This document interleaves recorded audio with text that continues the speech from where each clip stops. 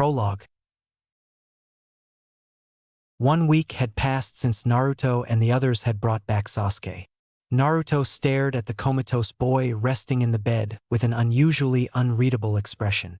Sakura and Naruto had taken it upon themselves to take turns watching Sasuke throughout the week, though the distraught girl was incredibly reluctant to let Naruto even get within 5 feet of Sasuke. He thought back to the day after they returned and Sakura's hateful glare. "What did you do to Sasuke-kun, Naruto?" Sakura screamed. What? Naruto took a step back, surprised at his teammate. The doctors say that Sasuke-kun could be in a coma for weeks, months, or even… Sakura hesitated, fearing her own words. Or even years. What did you do to him? Naruto gulped and took a deep breath. I was just keeping our promise. I had to do it. To bring him back. You promised me you'd bring him back. But I didn't ask you to kill him in the process. Naruto was confused. What was he supposed to say or do? What should he have done? Sasuke nearly became a missing nin. It had taken all Naruto had to bring Sasuke back alive. Naruto clenched his fist silently. Why couldn't she see that I wanted to bring back Sasuke alive just as much as she did? Why? Get out of here, Naruto. But. Just get out, she screamed, glaring at Naruto. Turning away, she murmured, "Please, I don't want to see your face right now." The next day he came to see Sasuke. Sakura was there. She greeted him with a sad smile, but Naruto could easily see behind the mask. She still blamed him. She still hated him. She never did apologize. Naruto's eyes became sad as he stared at the floor. Why? He thought. I tried my best. The villagers of Konoha had been less than receptive of Naruto's return. Not that he expected any thanks from them in the first place, but it seemed to him that they hated him even more, as if it was his fault for Sasuke, Neji, and Choji's conditions. That it was his fault for Sasuke turning to Orochimaru in the first place. His fault that Kyuubi killed their friends and family. He remembered one of his birthdays. The day of his birth and the day of Kyuubi's attack. Look at that monster, smiling as if he doesn't have a care in the world. Doesn't he care that today is the day of remembrance for the lives that were lost in that fateful battle? Ha! Of course not. After all, he was the one that killed them. That demon brat. He should just die and rot in hell. Shoo, he's coming over here. Let's pretend we don't see him. How could they be so cruel to a boy of only 6 years old? Did they truly expect him to know all that? No, they didn't expect anything of him except to continue being the demon they all believed he was. The Sasuke incident was simply yet another thing to blame him for. Naruto raised his gaze to Sasuke, hatred clearly in eyes. I hate you, Sasuke, Naruto thought. I hate you for what you have, what you did, and what you have become. I hate you because you're everything that I'm not. His fist clenched tighter as he felt tears well up in his eyes. I hate you because… we're friends, you bastard. Why did you betray us? Why did you turn your back on us? Why? He heard footsteps coming. Quickly, Naruto composed himself. Hi, Sakura. Chan, he said, trying to hide the depression in his voice. Naruto hesitated on adding the suffix. He no longer had a crush on Sakura. He would have given anything to have things the way they were before Sasuke left. They were at least friends then. Now it seemed Sakura simply tolerating his presence. How is he? The girl immediately asked. Naruto shook his head. Ugh. Sakura and Naruto's eyes widened. The moan had come from Sasuke. Sasuke-kun? Sasuke-kun, are you all right? Sakura asked, hope in her eyes. She had her hands gently on his shoulders. After a few more moans, Sasuke slowly sat up from his resting position. Sakura was barely holding in her tears. Oh, thank goodness you're awake. A smile slowly made its way onto Naruto's face. Sasuke. Instantly, Sasuke tensed. Naruto could feel the temperature in the room drop rapidly. Sasuke turned his eyes to Naruto with an emotionless expression. Naruto. Sakura nodded with a smile. That's right, that's Naruto. He saved you from Orochimaru, just like he promised me he would. I'm so glad you're safe. Naruto. Color gradually came back to Sasuke's eyes. The color of red. Naruto. In a ferocious motion, Sasuke lunged from his bed and gripped onto Naruto's throat, squeezing as hard as he could. Naruto had panicked look as he stared Sasuke back in the eyes, half fearful, half sad. Sasuke. Sasuke, stop it. Sakura cried out. She hugged him from behind and tried to pull him back. It's all right now. You don't have to fight anymore. You're back with us. At Konoha. The grip on Naruto's throat slowly eased up until he dropped Naruto on the floor, letting the boy gasp for air, coughing. Sakura, still holding onto Sasuke, told Naruto, "You'd better leave until Sasuke comes to his senses." Naruto merely nodded and heading for the door until 3 words froze him in place. "I hate you," Sasuke growled venomously. Why? Why? Naruto gritted his teeth and ran from the hospital as fast as he could, Sasuke's voice still fresh in his mind. I hate you. Chapter 1. The beginning of darkness. Days had passed. Sasuke now seemed fully recovered from his mental injuries. Sakura told him that Sasuke didn't mean what he said back there at the hospital. I hate you.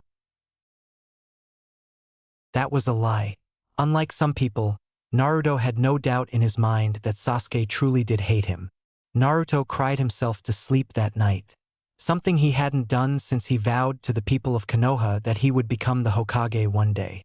He remembered the first time he met Sasuke, the silly, accidental kiss, their first fight with the demon brothers and Sasuke's amazing display of skill, the day when they learned to run up trees using chakra, how they exchanged triumphant grins when they reached the top, the day when he thought Sasuke had died and how enraged he had been. He remembered all the good times they had as well as the bad times, and he remembered how things would never be the same between them ever again. Naruto became increasingly depressed. He no longer had the will to smile and put up the mask as he always did. He could no longer ignore the hateful glares he received as he walked down the streets of Konoha. These were the people that he would be protecting when he became Hokage. People that despised every inch of his being. Could he live with that? Was he willing to live with that? And Naruto-kun. Naruto turned around to see Hinata smiling shyly at him. For Hinata, Naruto forced a smile onto his face. Hi Hinata-chan. How are you doing? I am doing fine. That's good, he told. He saw a blush creep up onto her cheeks as he said that. Naruto's forced smile gradually became genuine. Dear, sweet Hinata. The girl who always stared at him when he thought he wasn't looking and gave him shy little smiles whenever he saw her. Perhaps the only person among genins who didn't blow off his morning greetings. The only person among his peers who saw him for who he really was before he became a genin. Naruto took a step closer to Hinata, still smiling. Hinata. Why yes. I like you. Hinata blinked in surprise. What? You're sweet, gentle, and have a lot of strength in here, Naruto said, putting his hand on his heart. The blush on Hinata's cheeks deepened. Thank you, Naruto-kun, she said, smiling. If something happens to me, if I went away, would you remember me? Oh, of course. I would never forget you, Naruto-kun. Why you? She hesitated. Why you are a very precious person to me. And Naruto-kun. By now, her face was beet red. I can't believe I just said that. Naruto's smile widened. He closed his eyes. Thank you. Naruto began walking away. Where are you going? Hinata asked. Naruto looked over his shoulder, still smiling. For some ramen. Oh, okay. He paused for a second before he spoke again. Hinata-chan, can you promise me something? HM? Oh, of course, Naruto-kun. Anything. Hinata immediately replied. If anything happens to me, promise me that you'll find happiness. What? Are you leaving? Hinata asked fearfully. Naruto shook his head. I just have a feeling that something's going to happen soon. Things could never be the same after all. Not after all that had happened. Something was going to change whether he liked it or not. Do you promise? He held out his pinky. Why yes, I promise you, Naruto-kun. She intertwined her pinky with his and the promise was made. Grinning, Naruto added, and if nothing does happen, you could just forget it, hee. I won't forget, Hinata said with complete seriousness. Naruto looked at Hinata in surprise before regaining his grin. Good. Naruto stood atop a cliff within Konoha looking at the moon. He remembered his words to Hinata. He wasn't sure what urged him to say all that, but he felt it was right at the time. He wasn't running away though. No, he would never run away. He would pull through it and endure like he always did. Because he had to. Suddenly, Naruto pulled out a kunai, jumped backwards, and got into a defensive stance. I know you're there. Come out. Oh, I see you've gotten better since I last saw you. A man in a dark cloak stepped out of the shadows. A man with red eyes. Naruto instantly froze, his hand holding the kunai shaking. Why you? Itachi stared at Naruto with his cold gaze. It is time. You are coming with me. Naruto gritted his teeth and forced his muscles to relax. He would not freeze up like he did. He would fight. No! Throwing several kunai in Itachi's direction while running away, Naruto leapt off the cliff and headed as fast as he could toward the village. I gotta get help. There was a difference between running away and a tactical retreat. This was the latter. Naruto was headstrong but not insane. Itachi was an S-class criminal, who some say was even stronger than Orochimaru. A cold shiver rushed through his spine as memories of what the Sharingan user did to Sasuke and Kakashi while barely lifting a finger. You can't run, he heard from behind him. Maybe he couldn't run far, but thankfully he wasn't that far from the Konoha markets. Once he saw a few people standing out on the streets, he screamed, help! Help me, oof! Naruto was cut off as Itachi slammed foot into his back, sending him sprawling into the ground. They turned to Naruto with an annoyed expression at first, but that quickly turned to fear as they saw who was chasing him. They backed up in fear. I sent that? It's Uchiha Itachi, the betrayer who killed his whole clan and abandoned Konoha. Grabbing Naruto roughly by the neck, Itachi addressed his witnesses. I am taking him with me. If anyone tries to stop me, I will kill you. As Naruto struggled to get free of Itachi's vice-like grasp, he looked at the people with a pleading expression and said, Please, someone get help. Not a single person moved. In fact, people in the surrounding houses actually closed their windows. Tears began falling from his eyes. Please, somebody, anybody. But no one said or did anything. They simply looked away uncomfortably. Itachi! A flurry of kunai and shuriken flew at the kidnapper, but he took a few hops backwards and turned to his attacker calmly. Sasuke! Sasuke glared at the man with his Sharingan berserk eyes. I will kill you. Itachi scoffed, looking unamused. Please, you are still far too weak for me to even acknowledge your presence. I heard how you became Orochimaru's puppet and how this... He roughly held Naruto up in the air, who was still struggling. Pathetic boy had to save you. How sad. Sasuke flinched. Shut up. I'll kill you and get vengeance for the clan and our parents. Itachi held Naruto in front of him, placing a kunai against the boy's neck. Naruto quickly stopped struggling as the kunai was pressed against his skin hard enough to draw blood. If you attack me, I will kill this boy. Naruto looked at Sasuke, hope in his eyes. Sasuke, help. Words could not reach the Avenger. Sasuke charged forward, kunai in hand, and screamed, "Die!" The cold, sharp metal slid across Naruto's neck and a spray of blood gushed out. Itachi pushed Naruto to the ground. The darkness slowly engulfed Naruto. As he fell, with tears rolling down his cheeks, he looked at Sasuke with his wide, innocent eyes. The look of betrayal was clearly written on his face. Why? Sasuke could only see one thing in his tunnel vision, unfortunately. The only thing he'd seen for the past 6 years. Itachi. And so, Sasuke, his face soaked in Naruto's own blood, ran past the boy without blinking an eye and thrust his weapon at Itachi. Itachi parried with a kunai of his own. As he looked at Sasuke's enraged face, his eyes seemed sad. He closed his eyes, then opened them again. You proved me wrong, Sasuke. You have grown stronger. Good. But it is not your time yet. With that, Itachi put a large amount of chakra into his other hand and shoved his fist into Sasuke's stomach. Sasuke clutched his stomach as he doubled over, his consciousness fading. I will kill you one day. Itachi stared emotionlessly at Sasuke. One day, you will one day, Sasuke. Until next time, little brother. Naruto couldn't see what happened next, for Naruto had died. What is this darkness? It's warm. No one to hate me here. I see a light. It's cold.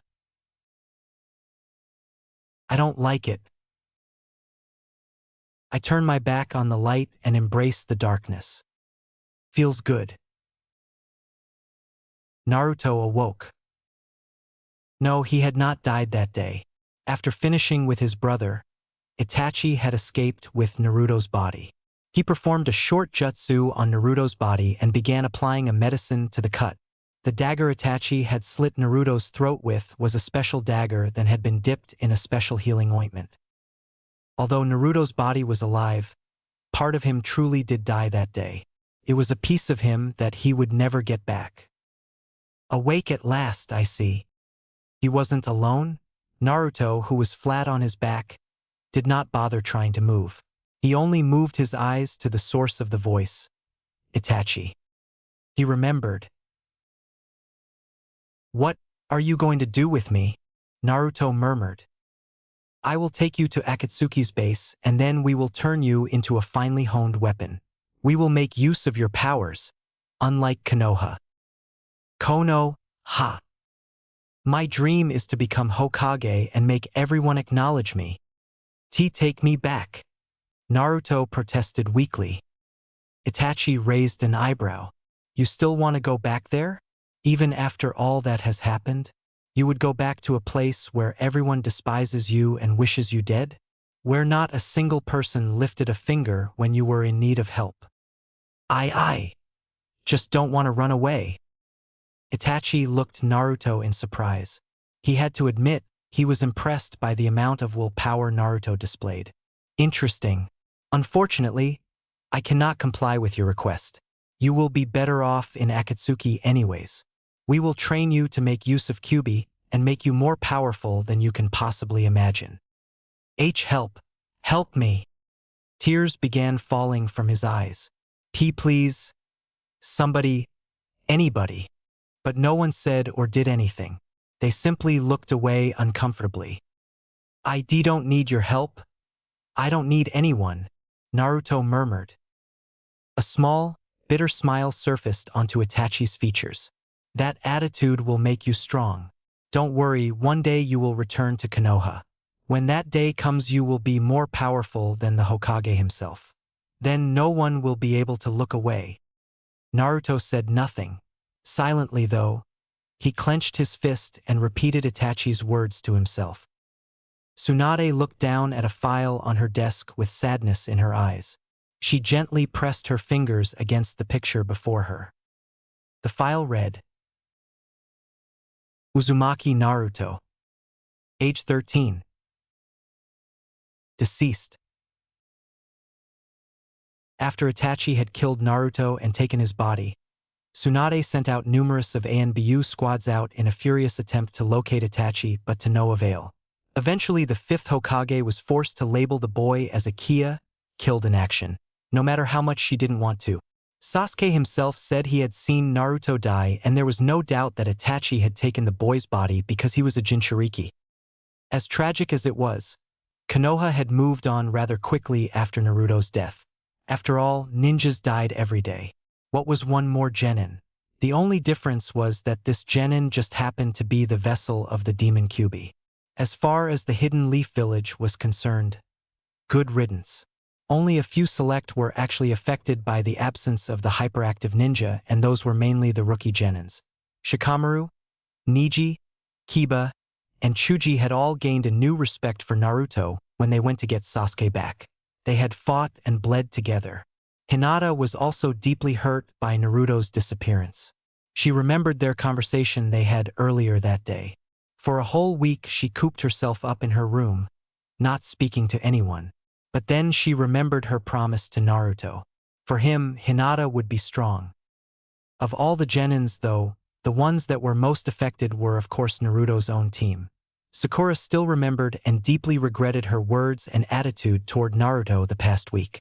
No more would she hear the constant calls of Sakura-chan. And now she could never tell Naruto how truly sorry she was. Only now could she admit that she truly missed and cared for the loud ninja. As for Sasuke, Itachi held Naruto in front of him, placing a kunai against the boy's neck. Naruto quickly stopped struggling as the kunai was pressed against his skin hard enough to draw blood. "If you attack me, I will kill this boy." Naruto looked at Sasuke, hope in his eyes. Sasuke, help." Sasuke twisted in his sleep. The cold, sharp metal slid across Naruto's neck, and a spray of blood gushed out. Itachi pushed Naruto to the ground. The darkness slowly engulfed Naruto. As he fell, with tears rolling down his cheeks, he looked at Sasuke with his wide, innocent eyes. The look of betrayal was clearly written on his face. "Why?" Sasuke could almost hear coming from the boy, his dead eyes piercing through his Sharingan. Sasuke awoke suddenly in a cold sweat. "Teach that dream again," he started, his voice shaking. "No, not a dream, a nightmare, Naruto." Sasuke stifled a cry. I am sorry." Wiping away his dry, salty tears, Sasuke tried to go back to sleep. Chapter 2. Demons Within. Itachi and Naruto arrived at Akatsuki's base rather quickly. During that time, Naruto had once tried to escape from Itachi once and failed miserably. That was his only attempt. Why bother? He began to ask himself. The boy was in an even deeper depression than he was before he left Konoha. A part of him died that day and would never return. No matter how hard he tried, Naruto simply could not put on his fake smile no more. Akatsuki, located in the depths of a complex cavern, was a mysterious and morbid place, similar to the leaders of the organization. Itachi and Kisame lead Naruto through various corridors before entering a large chamber. In the center of the room was a gigantic statue whose hands protruded out from the ground. It had 10 closed eyes, and on each of its fingers were figures shrouded in shadows. Naruto looked at the statue and a shiver ran up his spine. He couldn't shake this ominous feeling the statue gave him. "So this is the vessel of Kyuubi?" one of the shadows asked. "Yes," Itachi answered. Another shadow nodded his head. "I can feel an enormous power within the boy." One shadow seemed to chuckle. Konoha were fools, to have the strength of a demon in the palm of their hands, and yet all they do is shun and ignore it. How foolish. Suna is no better though. Although they attempted to control the boy, they failed miserably. The boy is a loose cannon. I am certain that he would have slaughtered the entire village one day had he not been given proper training. Most likely, Itachi agreed. We will not make that mistake, however. Kisame, where's the other Jinchuriki that you captured? In the holding cells, Kisame stated. I have decided that you and Itachi handle both the boys for their initial training unless you two have any objections? No, Itachi replied. Kisame, however, frowned. Would not Itachi-san and my skills be put to better use in capturing the remaining Jinchuriki? Clearly, we have had the most success out of everyone. Don't get cocky, you arrogant shark, one of the shadows snapped. Kakuzu and I have been busy waging war for the Tsuchikage. If you want to use that excuse, be my guest, Kisame replied coolly. Why you? I would be willing to train the Jinchuriki, interjected another shadow. The Kyuubi vessel intrigues after what he did to Sasuke-kun. You? Ha! Scoffed a shadow. Don't be ridiculous, Orochimaru. You would be more likely to take over their bodies than train them even since the Hokage took your arms. I appreciate the offer, Orochimaru, but no, the main shadow said. I believe that Itachi and Kisame will be the best for the job, especially with Itachi's knowledge of seals. The rest of you will continue hunting down the others and increasing our repo wire with the other villages. Humph. Very well, Kisame relented. I will aid Itachi in training the Jinchuriki. Good. Start the training immediately. Kisame and Itachi ushered Naruto outside and took him to a prison cell. They shoved him inside. Wait here, Itachi said. The two Akatsuki's members left. That's when Naruto saw him. The boy who had nearly killed Lee and Sakura and who had aided in the raid against Konoha, Gaara. The Jinchuriki of the tailed beast Shikaku.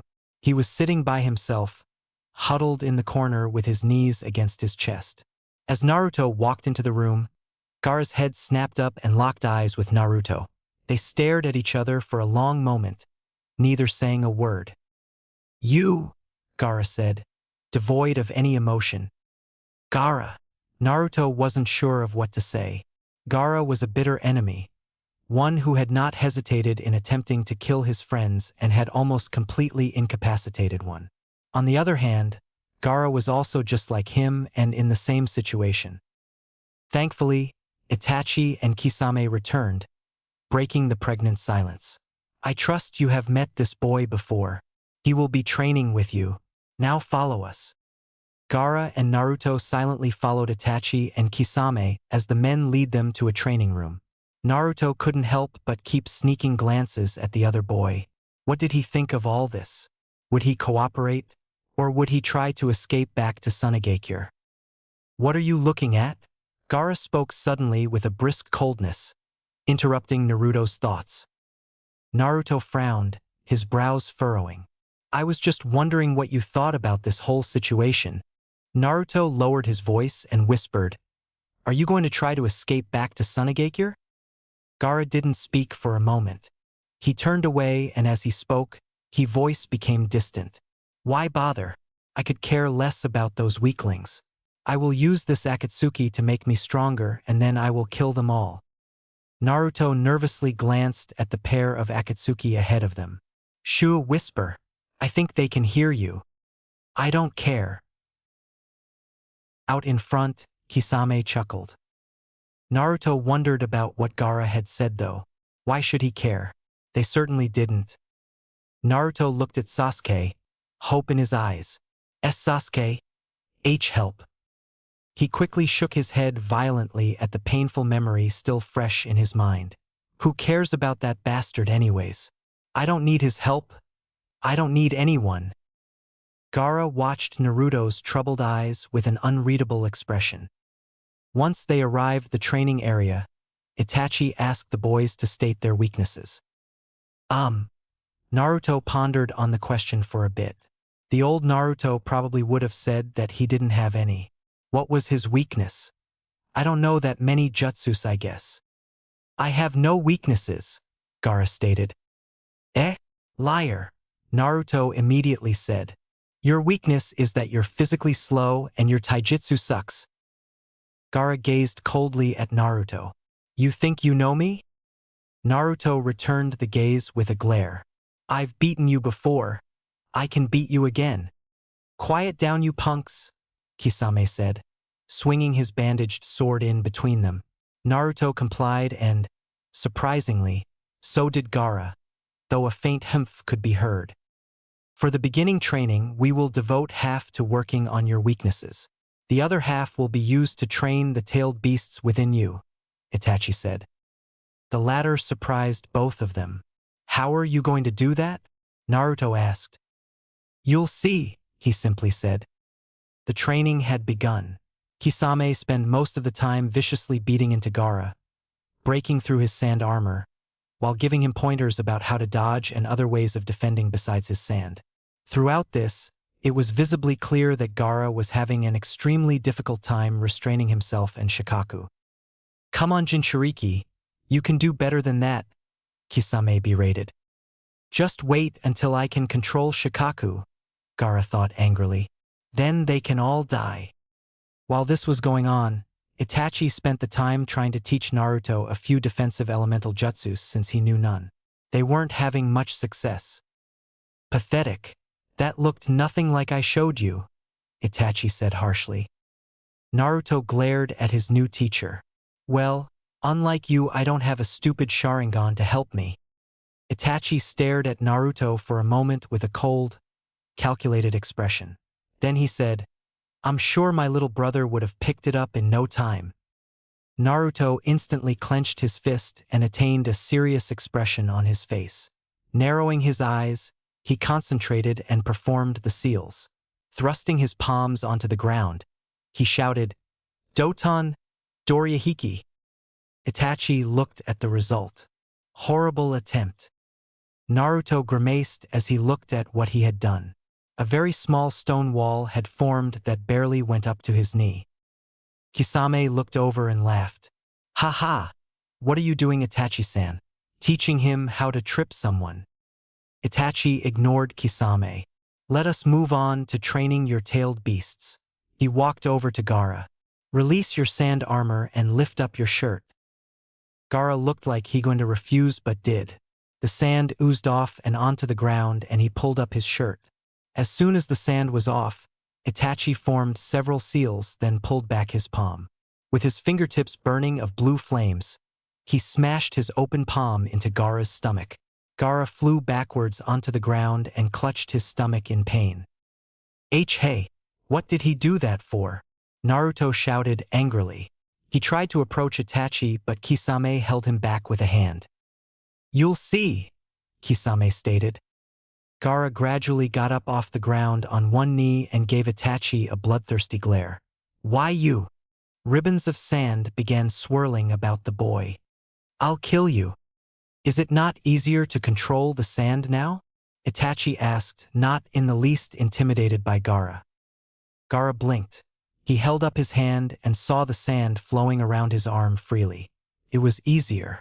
True, he did have control of the sand before, but now he could do it effortlessly. He could probably perform the Sabaku with just a single thought now. What did you do? I performed a seal on you. It allows Shikaku's chakra to freely combine with your own, Itachi explained. It took me a very long time to find and learn that seal. It is one of the reasons I am the one supervising your training. Gaara looked at himself, shocked. However, you will need to speak to you, Shikaku. Speak to Shikaku? Itachi walked over to Gaara. Stare into my eyes. Gaara complied. Itachi's Sharingan morphed into that of the Manjikyu Sharingan and soon Gaara was hypnotized to sleep. Naruto got into a defensive stance. What did you do to him? He is in a dream state where he should be talking to his tailed beast. Now for you. Lift up your shirt. Naruto did so and Itachi did the same thing to Naruto that he did to Gaara. Ow! Now you need to speak with Kyuubi, Naruto stated. Raising an eyebrow, Naruto smartly uttered, Huh? How am I supposed to do that?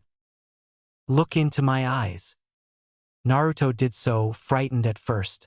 It wasn't long though before he became memorized by the Manjikyu Sharingan and slipped into a deep sleep. Naruto opened his eyes and looked around. Wait! He whipped around and saw a gigantic gate behind him. Here again. Naruto gulped as he began to sweat. The boy never enjoyed confrontations with his inner beast. Who would? I guess I better go in. Naruto walked up to gate, grabbed the bars. "Kyubi!" The gate moaned and gradually creaked open. At first, the only thing he saw on the other side was a pitch-black darkness. But Naruto knew better. It only took a moment for the tailed beast spiritual form of Kyubi to appear, his chakra whipping all about. The enormous eyes peered at Naruto as if burning a hole straight through his chest. "What do you want, boy?" it growled. You Naruto felt flustered. What the hell was he supposed to say? Itachi never enlightened him on that part. Eventually Kyubi became impatient. "Well, are you going to just stand there, stuttering like a fool? Or are you going to speak up?" At that, Naruto glared angrily at the beast. "Shut up. This is your damn fault, you know. It's because of you that everyone hates and despises me." And Naruto blinked, surprised at Kyubi's reply. "Do you think I like this any more than you? Being stuck inside a pitiful weakling human." "What? I'm not pitiful or weak," Naruto shouted back. "Oh? Showing some backbone for once, are you? Even after letting those pathetic humans step all over you all this time?" Kyubi seemed to chuckle at the frustrated look the boy was displaying. "Then speak up and tell me what you want, little man." The boy was silent for a moment. Appearing to make a decision, Naruto clenched his fist and yelled at the tailed beast, "Give me your power!" The fox demon laughed yet again. "Why should I? As if you don't use enough of it already. What are you going to do with my power?" I'll force everyone to acknowledge me. I'll show them all. I'll say to everyone, 'This is me. Look at how strong I am. Acknowledge my strength. And then they won't ever be able to look away from me ever again.'" Naruto cried out. All the years of pent-up anger and depression that had been hidden deep within the boy finally seemed to be pouring out. "Even if they look at you with fear and hatred in their eyes?" Naruto chuckled with a strange tinge of darkness. "Since when have they not?" he asked. "I don't care anymore. Whether they like it or not, I'll make them respect my strength even if it is out of fear." "Oh? And if my power drives you so berserk that you want to massacre the place you call home? What will you do then?" Home. Naruto thought about all the people in Konoha and their glares of hatred.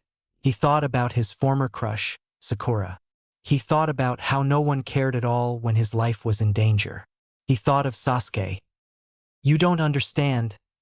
"I already do," Naruto snarled. At that, Kyubi grinned ferociously, displaying his bloodthirsty canines. "Then we want the same thing. Very well then. My power is yours to use from this day on. You are Naruto Uzumaki of Konoha no more. You may know my true name now. It is Kurama." Chapter 3. Red Moon. 2 months had passed since Gaara and Naruto's training had begun. "We're going on a mission," Itachi stated suddenly. "Eh?" Naruto pondered, raising an eyebrow. "We are to sneak into Iwagakure located between the land of earth and land of wind," Itachi began explaining. Kisame, Gaara, and Naruto gathered around him. Itachi held up a roughly drawn map of the village that had various colored dots on it. "The target is here in this mansion. His name is Kirasaga Rafa, right hand of a powerful crime lord. We are to assassinate him and kill anyone who spots us." Gaara and Kisame took all this in, accepting it, but Naruto appeared a bit anxious. "Kill? We have to kill them?" "Yes, Naruto. That is what we have been contracted to do," Itachi stated. Normally, Akatsuki did not do simple jobs such as this, but this was more of a test for their new disciples. It was designed to test their ability to do battle effectively and efficiently without any qualms or objections. This was very important for a ninja and the type of weapons Akatsuki wanted to turn the boys into. "Kisame and I will take care of Kirasaga. Gaara, you will head through the front and make a distraction. They should not have any high-class ninja employed, so I trust it will be nothing you cannot handle." Gaara nodded. He knew what making a distraction was and had no problems with that. Itachi turned to Naruto, who still looked uneasy. "You will hold the entrance to the mansion from outside and make sure no one else enters, as they may call for reinforcements. Do you understand, Naruto?" "Why, yeah, I got it," Naruto said, trying to steady his voice. This would be his first assassination mission ever. "Let's go." It didn't take them long to journey into the country where Iwagakure was located. They were now only a couple days outside of the hidden village. Kisame and Itachi were huddled around a small campfire, discussing something. Gaara and Naruto were currently on lookout. Gaara was looking stoic as ever as he stared out into the rocky cliffs. Naruto was beside and appeared to be in deep thought. "Can I really kill when the time comes?" he wondered to himself. He thought about Konoha. The rage and anger immediately built up within him. Then Naruto thought of Hinata and Iruka. He couldn't bring himself to hurt them. He thought of Sakura.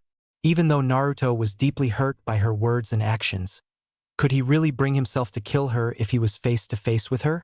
And if he couldn't kill people that hated and abused him, how could Naruto possibly bring himself to take the life of a complete stranger who had done nothing to him? He didn't know. The four ninjas of Akatsuki watched the mansion from afar, hidden in the darkness of night amongst the jagged cliffs surrounding rock. Itachi glanced over at Naruto and Gaara, gave them a few hand signals, and headed off toward the back of the mansion with Kisame. Gaara and Naruto nodded, acknowledging the signals. A few minutes passed before Gaara started to move out, leaving Naruto by himself. To say that Naruto was nervous was understatement. He was extremely anxious. Not only was this his first mission in months, it was also his first killing mission as well his first mission outside of Konoha. What if something went wrong? Or what if the guy had a family? Would they have to die too? Itachi assured him that the man had no family, but what if he was wrong? Naruto shook his head. No use worrying about that now. Focusing his attention, he studied Gaara. The front of the mansion was guarded only by 2 men, but who knew what was on the other side of that door? Gaara calmly walked up to the door, his arms crossed in front of his chest, and eyed the 2 men. The guards seemed to be asking what Gaara was doing, but he didn't reply. They looked at each other, becoming alarmed, and began approaching Gaara. One of them looked like he was about to grab him, but the guard was abruptly thrown off his feet as a huge fist of sand pummeled into his chest. The man tumbled into his fellow guard, and they flew even further, crashing through the wooden door entrance. Naruto could not see what happened next as Gaara was now inside the mansion. By the looks of it, it appeared the boy would have no problems handling himself, which was as suspected. Now all Naruto had to do was watch Gaara's back. "Please no one come. Please no one come," Naruto chanted to himself. 1 minute passed, though it seemed like an eternity for Naruto. He sighed, whispering to himself, "I hope they finish up soon." Naruto whipped his eyes toward the road as the sound of footsteps reached his sensitive ears. It wasn't long before 5 men entered his view, heading towards the mansion. Naruto held up a kunai. What should I do? I don't want to kill them, but Itachi said if they see us, we have to. Wait. That's it." Forming a few seals, Naruto whispered, "Kage Bunshin no Jutsu." What appeared beside Naruto were not several identical clones, however. Instead, he created several figures that took the form of an ANBU member. Quickly wrapping a genjutsu around himself as well, Naruto and his clones charged into the unsuspecting men. All the men seemed to normal guards, so they weren't much of a much for Naruto and his clones. "Who are you?" The guard managed to get out just before Naruto socked him in the stomach and followed up with an uppercut to his chin. The man flew back onto the ground, unconscious. "Teach there," Naruto said, breathing a sigh of relief. He didn't have to kill anyone yet. After making his clones vanish, he decided to check in on Gaara and headed into the mansion. Oddly, he didn't see the 2 guards Gaara had initially confronted. The only thing that lay in the long beginning hallway was a trail of blood leading into another room. Filled with dread, Naruto followed the trail of blood to the doors and opened them. What he saw in the next room made him sick to his stomach. Bloody, gutted bodies were scattered everywhere throughout the room. The stench of the blood was almost overwhelming for Naruto. In the middle of all the carnage, he saw Gaara with a crazed look on his face, and above was a man encased in hand of sand. Naruto recognized the move. "Gaara, stop!"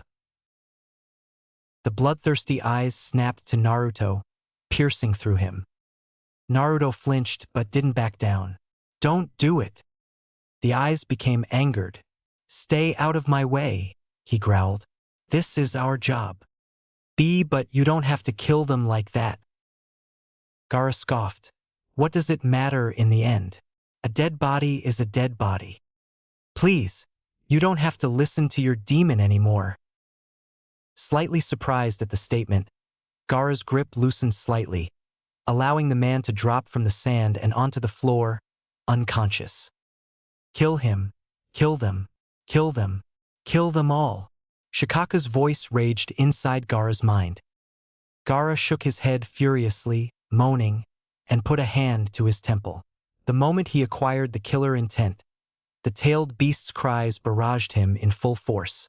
He looked at Naruto, glaring. "What would you know? You know nothing of the pain I feel. I heard about the seal you have, and it is nothing like mine. I have to fight for control with Shikaku. Every waking minute is an endless battle." Gaara's eyes became unfocused and shaky. "You have no idea. This is the only way that I can satisfy his hunger." The fool didn't understand. No one did. That is why he would be alone. Always. "No, you can keep fighting," Naruto shouted at him. "If you give in to his hunger, then you've already lost the fight. It's not that easy. Kill him now." Gaara cried out in pain, falling to his knees. "Gaara Shut up," Gaara shouted furiously. He thrust his hand at Naruto. A wave of sand rushed at a wide-eyed Naruto. Having no way out, Naruto shut his eyes and braced himself with arms out in front. He waited for the blow to come, but it never did. Slowly, he opened his eyes to see that the sand had not attacked him. "Make sure your targets are dead next time," Gaara stated icily. Surprised, Naruto looked behind and saw the sand wrapped around one of the guards he had thought he had defeated outside. Gaara stared at the man in his grasp, peering into his prey's fearful eyes. Gaara kept staring, waiting to feel something with the man's life in his palm, but it never came. I silenced Shikaku?" he thought to himself, amazed. He didn't know whether it was Naruto's encouraging words or Itachi's new seal, but Gaara had finally managed to defeat his inner demon for self-control. At least for now, but a victory was a victory. Coming out of his deep thoughts, he gazed at his victim. "I could kill this man right now with the Sabaku Q." Gaara," Naruto managed. I thought I could get away without killing anyone, but if Gaara hadn't have saved me, I might have been dead by now." The boy looked at the man within the sand's grasp, whose eyes looked like that of a rabid dog about to be put down. "And now, because of me, this man is going to be tortured to death by the Sabaku." Naruto turned his eyes away, unable to look at the result of his actions. "This is all my fault. Shaoshin." "Ha!" Naruto gaped. Instead of seeing a man implode within the hand of sand, he only saw the man's eyes go blank for a second before his head dropped limp. "What did you do?" "I used the sand to force an extreme amount of pressure onto his heart, stopping it from functioning. It is an instant death," Gaara stated. A small smile formed on Naruto's lips. "Gaara he started, but was cut off. "Next time I won't clean up your mess, weakling," the boy of sand said coldly. Naruto flinched visibly. "Sorry." Gaara shoved past Naruto, throwing the boy off balance, and walked out of the mansion. Naruto turned to see Itachi behind him with his usual expressionless facade. "You did not kill the guards. It was a statement, not a question. And no, Naruto began, wincing at Itachi's tone. I thought I could beat them without dash. Itachi cut in. You were not ordered to think. You were told to kill anyone who tries to enter the building. Naruto protested. But you said only to kill people that see us, so I just used a genjutsu and… Do you think that makes any difference? Itachi asked coldly. I saw what happened. What would you have done had Gaara not been there? The distraught ninja didn't reply because he knew where Itachi going and knew he was right. Naruto, tell me this, Naruto. What are you? Huh? Tell me what you are. What have you been training to become? A ninja? Naruto started slowly, not seeing what Itachi was getting at. Itachi nodded. That's right, a ninja. What is Konoha, Naruto? It's a village of ninjas? Naruto still didn't see where he was going but continued to answer the questions anyways. Right? Konoha is a hidden village of ninja. You have been training since the age of 6 to become a ninja, to become good at what you do, Itachi explained. Do not disguise what a ninja is. We are elite bodyguards, spies, and assassins. We are killers, murderers. Call it whatever you want, but we are the hand of death. You've been trained since you were a child to learn how to become a good killer. Do you understand that? Realization gradually lit up in Naruto's eyes as Itachi's words struck a chord. He was right. Every single jounin, all the chunins, all the genins, all the children in the academy, they were all trained killers. Everything that Naruto learned at the academy was how to be stealthy and how to decapitate opponents quickly and efficiently. The very first thing children learned in the academy was how to throw a kunai, a sharp metal weapon created to pierce through human flesh. Why didn't he realize it sooner? Even if he had not been kidnapped by Akatsuki, he would have inevitably been given a mission to kill from Konoha. Think about that. Itachi walked past Naruto and through the exit. Ninjas are killers. On the way back to Akatsuki's home base, Naruto and Gaara were once again on watch. Neither had spoken to each other since the mission. Naruto cast a quick glance toward his companion. After a moment's hesitation, he spoke up. Hey, Gaara. What? Do you ever miss Suna? No, came the immediate answer. But what about your brother and sister? Don't you miss them? Even just a little? Naruto asked. Gaara said nothing. Naruto sighed. Looking away from Gaara, he turned to the scenery. I don't know what I'm getting at. Sometimes I don't know if this is the right choice. For a long time no one said anything. Gaara glanced at Naruto. The boy was still thinking to himself, his eyes clearly displaying a struggle. He has changed so much, Gaara thought. The boy before Gaara seemed merely a shell of his former overconfident self. During the 2 months of training with Naruto, he realized that this Naruto was nothing like the ninja who had made Gaara realize that he didn't have to be alone and that he had a choice. This is my way of the ninja. It was this memory that made Gaara speak up contrary to his normal judgment. I don't know what has happened to you, Gaara began, catching Naruto's attention, but I'm disappointed in what you have become. You disappoint me. What? Naruto said, surprised. Gaara stared into Naruto's eyes coldly, unblinking. The ninja I knew during the Chunin exams, the person who shamelessly defeated me to defend the life of his comrades, was not one to doubt his own decisions. You always had full confidence in the actions you took and you never looked back. You were one who looked forward. Always. Before Naruto could respond, Gaara took off. Never looked back, huh? Naruto whispered to himself. Chapter 4. Return to Konoha. Naruto's first kill had been nothing special. The man had been a former ANBU that was working as a mercenary.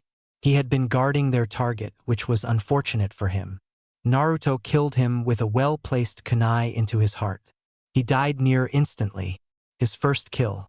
There were no extraordinary emotions that he felt when the deed had finally been done. There was no sadness in his heart for killing the stranger, nor was there a feeling of enjoyment, something that he had at first feared would happen. He simply didn't feel anything. He was just getting the job done. Although this had been his first kill, this had not been the first time he had seen a dead body, not by far.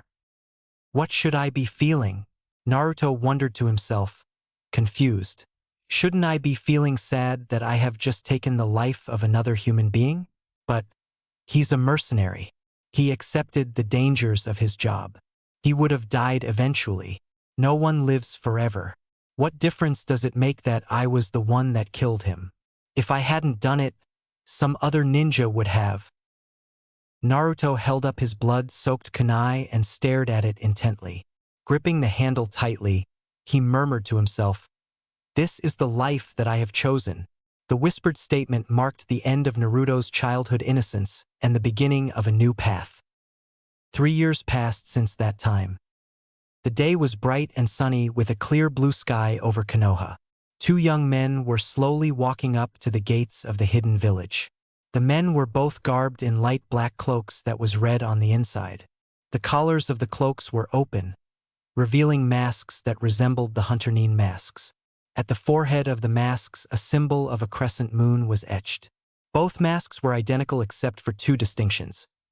One mask had 3 long whisker-type markings on both sides of the cheeks, and the other mask had the character for love written in the upper corner of it.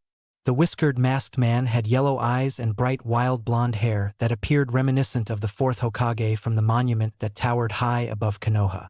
The love-marked masked man had short, spiky red hair and carried a large, oversized red gourd on his back. The men were only slightly shorter than average adult height that suggested they still had not yet grown to their full length yet. The 2 made their way gates of Konoha that was guarded by 2 men. "State your name and purpose, please," the guard immediately asked. "I'm Tenma and he's Akuma," the blond man said, taking out his passport. "We are from the Tsukigakure. We're here to take the Jounin exam." The guards glanced at the passports before nodding and stepping aside. The 2 walked into the village. "Konoha," the blonde-haired man whispered in a whimsical tone. The redhead looked over at his companion. "Naruto." Naruto shook his head to himself. "Don't worry about me, Gaara. I'm fine. It just feels weird coming back after so long." Both spoke in very low tones so that only they could hear each other's words. Gaara nodded, then looked around. "Where is your shadow?" He shrugged. "Scoping out the area, I think. I told him to search for possible places where they might be keeping them." "I see." They continued to walk in silence for a moment until Naruto spoke up suddenly. "Hey, let's go get some ramen." "Ramen?" "Yup, ramen. We have an hour to kill and we can let my shadow do most of the information gathering." Gaara simply shook his head but followed Naruto to a nearby ramen stand. "Welcome!" The man behind the counter greeted them as they sat down on the stools. "What would you like to order for today?" "Beef ramen, please," Naruto answered. "Same," Gaara said. "Gotcha. Coming right up." They received orders rather quickly and began eating. They managed to eat with their masks on by tilting them up slightly and slipping the food underneath. "Welcome. What can I get you 3 for today?" Gaara and Naruto continued to eat silence as the other customers came and sat up at the counter beside them. "Give us 3 super-sized special ramen," Chuji shouted. "Today's a special occasion because our buddy here's taking the Jounin exam." "Hey, don't order for me. I have to stay on a strict diet, you know," Ino said. Shikamaru rolled his eyes. "Geez, what for? You look fine if you ask me." Ino blushed slightly. "Really?" "Yeah. A little baby fat never hurt anyone, oh ow." Shikamaru rubbed the back of his head. "What did you hit me for?" Ino glared. "You know why, you jerk." Shikamaru crossed his arms. "Humph. So troublesome." "Man, can't you 2 get a room?" Chuji cut in. "W what? both said in surprise. Chuji smirked. At least wait until after Shikamaru becomes Jounin, and then you two can celebrate. I don't know what you're talking about, Chuji, Ino angrily protested. Why yeah, Shikamaru agreed. Anyways, I don't see what the big deal is. I don't know why they had to force me to take this troublesome exam. Well, you were supposed to take it last time, you dummy, Ino told him. Yeah, Chuji agreed. These only happen once every year, you know. Humph. By the way, who's your partner? Ino wondered curiously. Everyone has to be in teams of 2 for this year's Jounin exam, right? Shikamaru nodded, but looked annoyed. Yeah, it's bad enough that I have to take part in the Jounin exam in the first place, but now I gotta be stuck with someone the whole time? Great! I don't think that's a bad thing, Shikamaru. You could just let your partner do all the work, Chuji said with a grin. Humph, not my style. So who is he? Ino asked again. The Hyuga. Ino raised an eyebrow. Hinata. No, Hinata's with Kiba, not surprisingly. My partner is Niji. Eh, he's still a Chunin? Chuji said, surprised. Yeah, for one reason or another. Come to think of it, Ino started with a thoughtful expression. Shino's the only one of us from the old rookie Genin pack that's already a Jounin huh. Who would have thought? Isn't he in the ANBU? Yeah. He's dash Shikamaru froze in mid-sentence abruptly, his eyes going wide. His companions looked at him curiously. What's the matter, Shikamaru? Shikamaru didn't reply as he snapped his head to the empty seats beside them. What the hell? I didn't even feel them move. How the hell did they vanish so quickly without me noticing? He thought to himself. It's like they were never there to begin with. Like ghosts. Eh? Shikamaru? Shikamaru. Ino bonked the young man across the back of his head. Ow! What did you do that for, woman? Shikamaru said, glaring. Because you were zoning out and ignoring us, you lazy bum, Ino replied, returning the glare. Shikamaru rubbed his head softly. Geez, troublesome girl, he muttered under his breath. What was that? Nothing. Nothing. Silently, the Chunin thought, who were those two? Naruto and Gaara walked up to the Jounin exam building and could see 3 figures standing in front of the entrance. Naruto's eyes widened as recognition dawned on him. He felt his heart stop and his pulse increase. With each step, Naruto's blood began to boil within him. It was him. Naruto gritted his teeth and clenched his fist. Naruto, Gaara said a low tone. It is not yet time. Remember the plan. We're supposed to keep a low profile until the tournament. Slowly, Naruto's fist unclenched. Ha! Funny hearing that from you. Don't worry, I'll control myself. We'll be fighting sooner or later anyways. As they got closer, their conversation reached their ears. Humph, I don't see why I have to be stuck with this idiot, Sasuke muttered. It's the only way I can assure that no one else defeats you but me, Sasuke-kun, Lee said enthusiastically. Because we are eternal rivals. Sasuke rolled his eyes while their third companion giggled at them. Well, good luck you two, Sakura told them. I better get going now. Look at them, those cheery, oblivious idiots. I should kill Sasuke right now, right here. Naruto thought to himself in anger. It looks like nothing changed at all in this secluded, happy-go-lucky village of ninja while I was away. It's no wonder I was so ignorant when I was living here. Naruto cleared his throat and said in a cold voice, Excuse us. All 3 looked up surprised, having not even noticed the newcomer's presence. 2 figures dressed in dark cloaks and hunter-nin face masks met their eyes. Oh, sorry, Sakura said, stepping aside. Sasuke and Lee did likewise. As Naruto passed Sasuke, he met the Uchiha's eyes for a brief second, then broke contact. A sharp, powerful force suddenly pressed into Sasuke's chest, halting his breath. before it vanished soon after. What was that? Sasuke whispered, clutching his chest. His eyes were wavering with anxiety and his voice was shaky. Lee and Sakura shared a glance of confusion as they looked their friend. Eh? What was what? Sasuke-kun. Lee asked. You didn't feel it? Sasuke replied. Sakura looked at Sasuke with concern. Feel what? After a moment, Sasuke turned away and said, Nothing. Never mind. It was nothing. He turned his gaze toward the two figures entering the building with questions forming in his head. Who are they? And what was that incredible killer intent I just felt? He thought with a shudder. The shadow quietly crawled across the ceiling of the main administration office of Konoha, invisible to the naked eye as he was skillfully wrapped in a genjutsu. He passed over many Konoha ninjas, but they all walked by, oblivious. The shadow cautiously avoided the high-risk areas, such as the Hokage's office and Jounin gathering rooms. Carefully but quickly, he made his way to one room in particular where he could find the scrolls that he wanted. Peeking in, the shadow scanned the proximity and saw that no one was there. He dropped down from the ceiling without making a sound and started towards a row of filing cabinets. As he sifted through, one scroll caught the shadow's eye. He opened the scroll and began to read it. This is... Just outside the office, Anko was walking through the hallways with a bored look.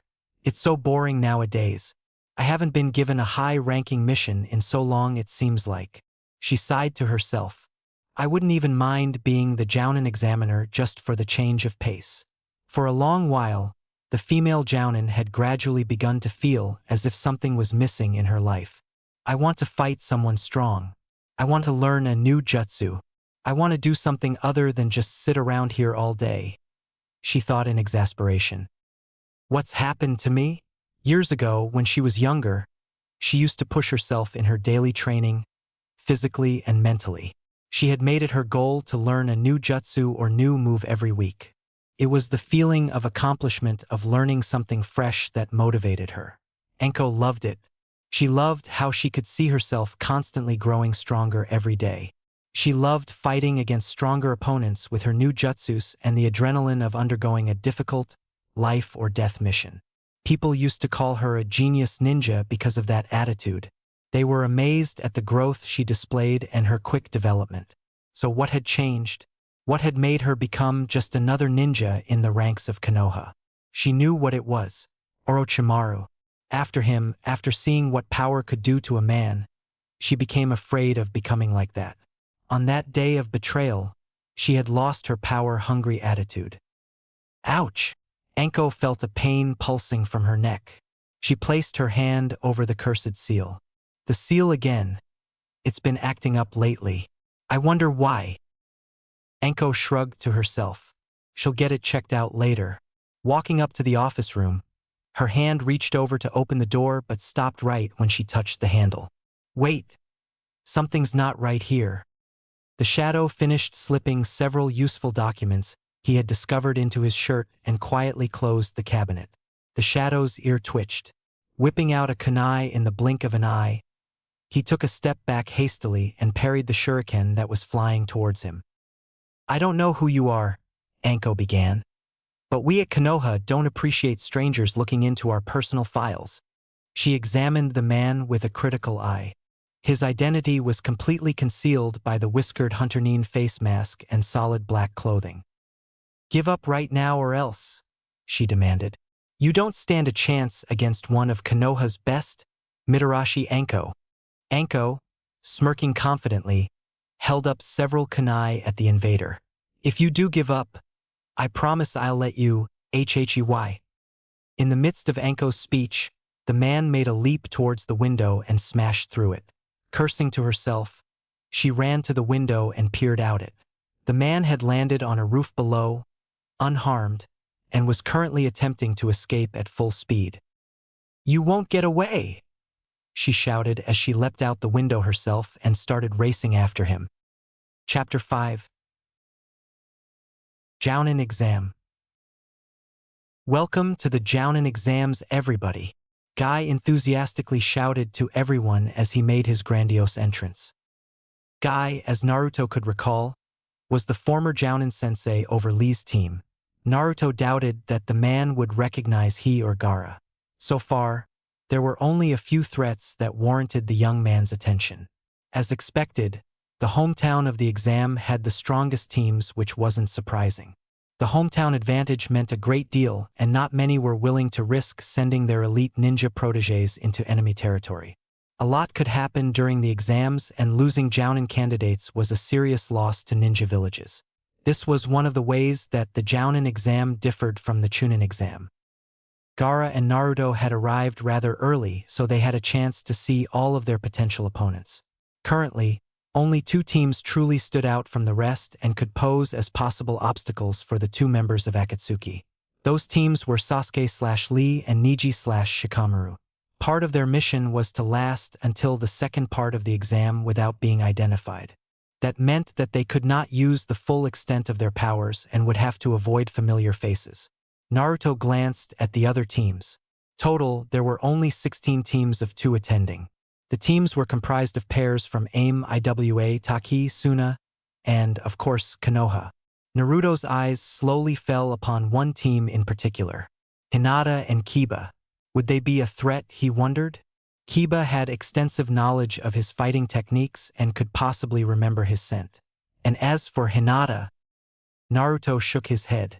No, they were not a threat. He was surprised they were even in the Jounin exam in the first place, but he still doubted that they had become significantly stronger.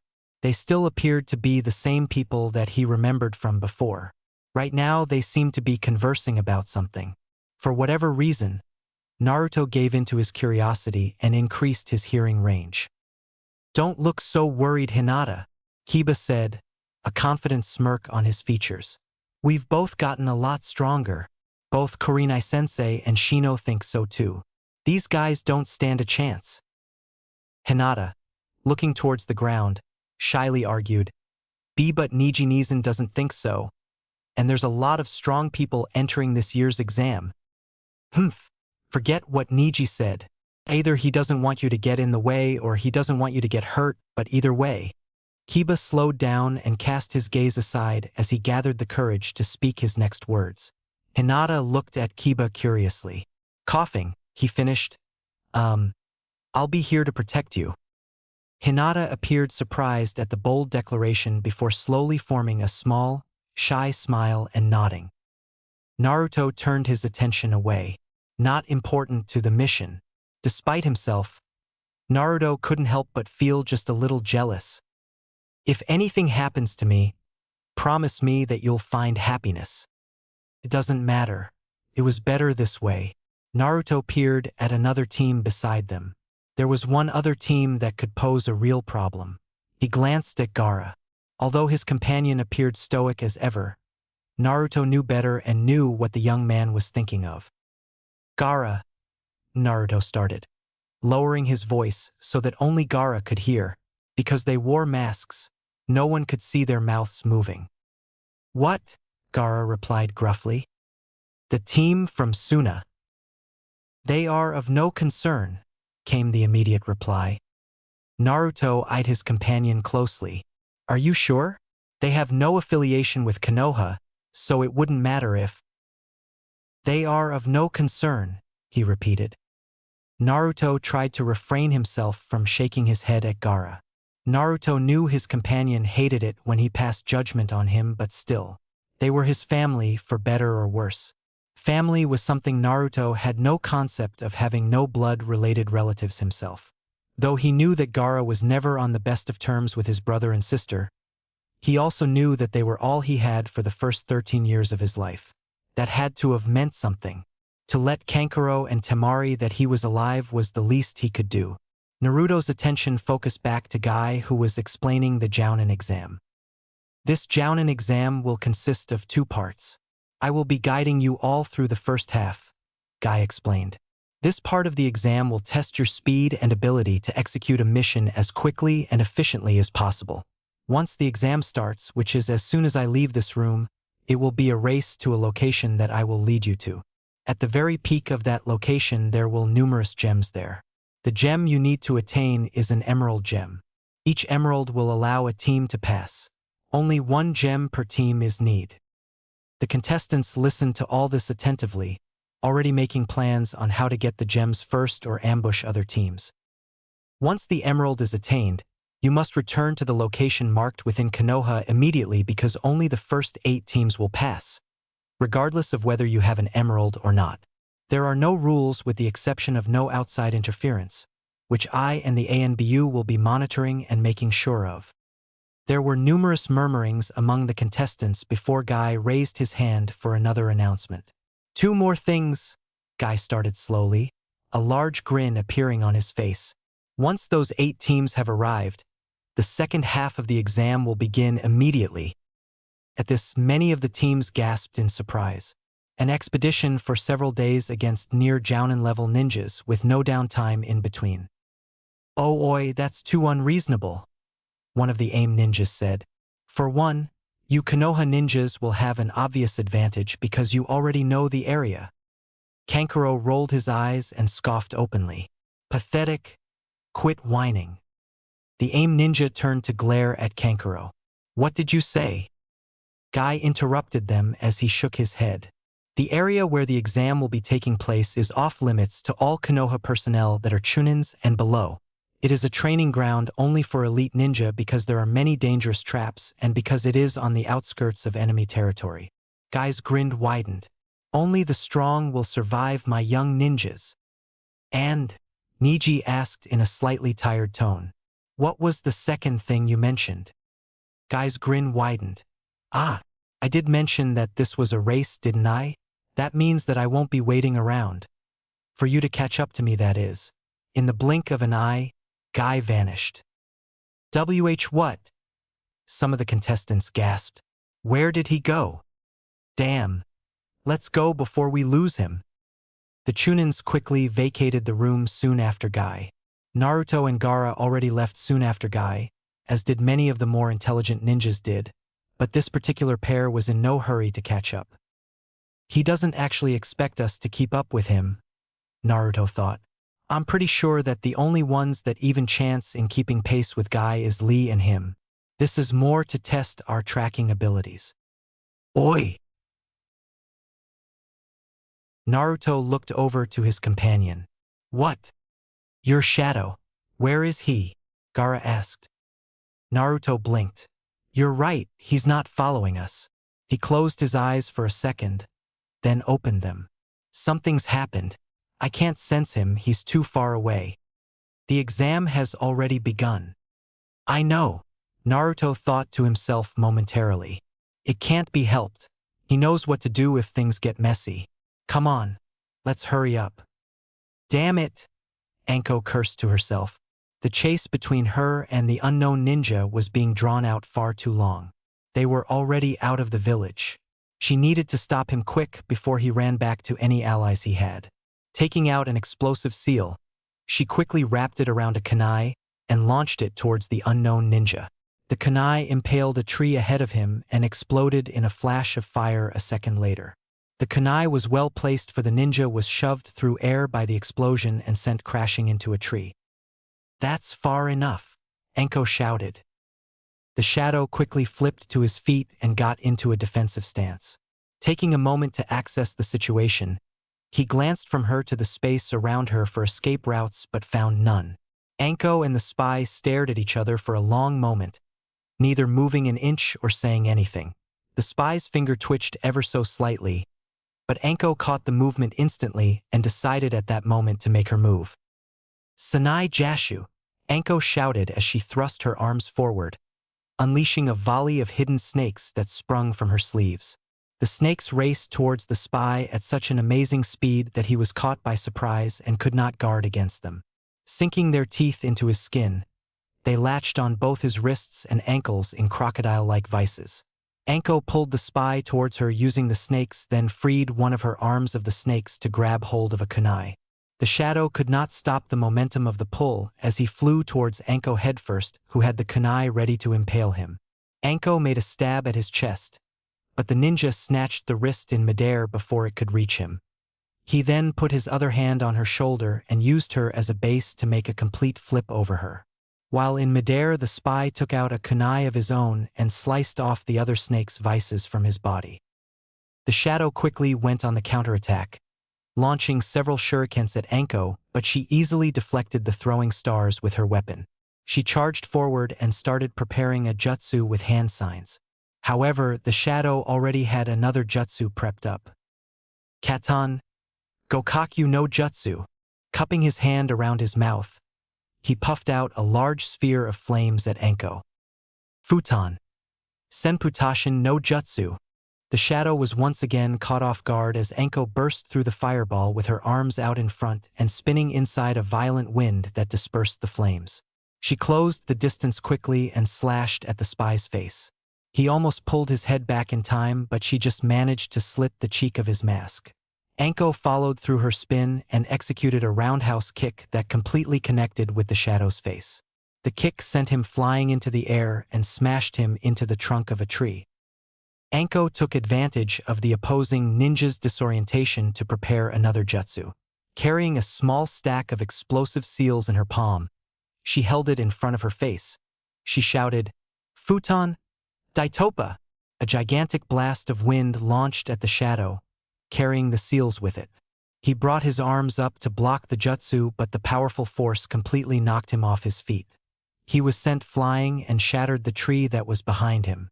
The seals exploded a moment later, burying him in the flames. Anko stared at the rumble where the ninja was, ready to attack if he had survived her jutsu. I didn't hold back on him at all. He shouldn't be able to stand after all that, Anko thought.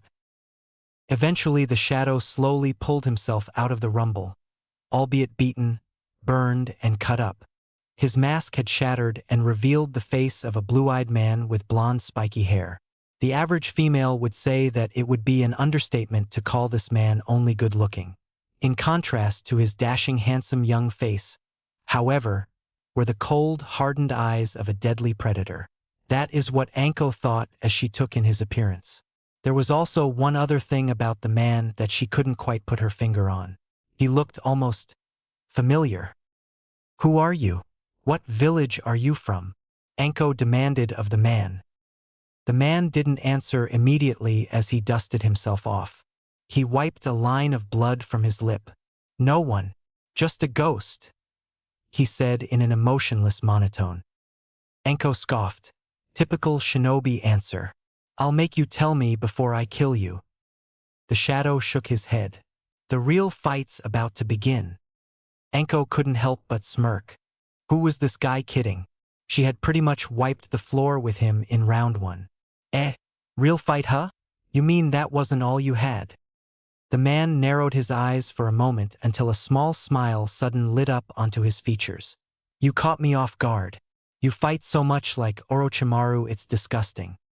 Anko's eyes widened and dropped her stance slightly. What? Katan, Gukakyu no Jutsu. Before Anko knew it, a stream of fire was racing at her, leaving her with little time to do anything besides curse out, "Shit!"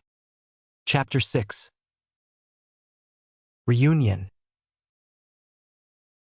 A green blur blazed through the forest with an insane amount of speed. To the naked eye, it would seem as if a sudden hurricane had struck the forest. Guy glanced behind him as he sped to the first exam point. As I expected, only those two can keep up with me. I can sense them, just barely. Grinning, he thought, "That's my Lee." Naruto looked ahead, tracing any signs of Guy or other teams with his senses while he and Gaara leapt from branch to branch across the forest. "Looks like there's three teams ahead of us," he thought. He glanced behind him. "We're not going that fast, so there's probably 2 more teams that are nearby somewhere as well.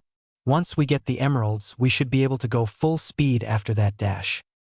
Naruto halted suddenly, with Gaara following suit, and narrowed his eyes at the trail behind them. After sharing a look with Gaara and exchanging a few hand signs, they both nodded. A spiral of red sand swirled around Gaara, and he seemingly vanished into thin air. Forming a seal, Naruto said, "Kage Bunshin no Jutsu."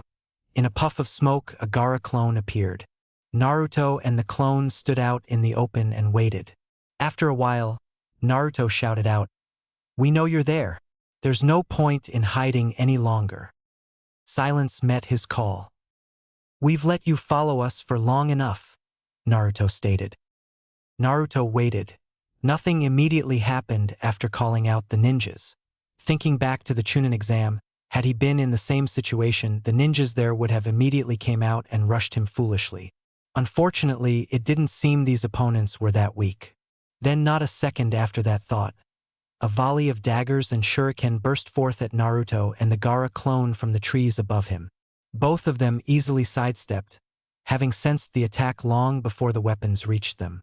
However, immediately after doing so, two throwing stars with wire attached to them shot out from behind. The stars curved around them in a long arc before whipping around and entrapping them tightly together in the wire.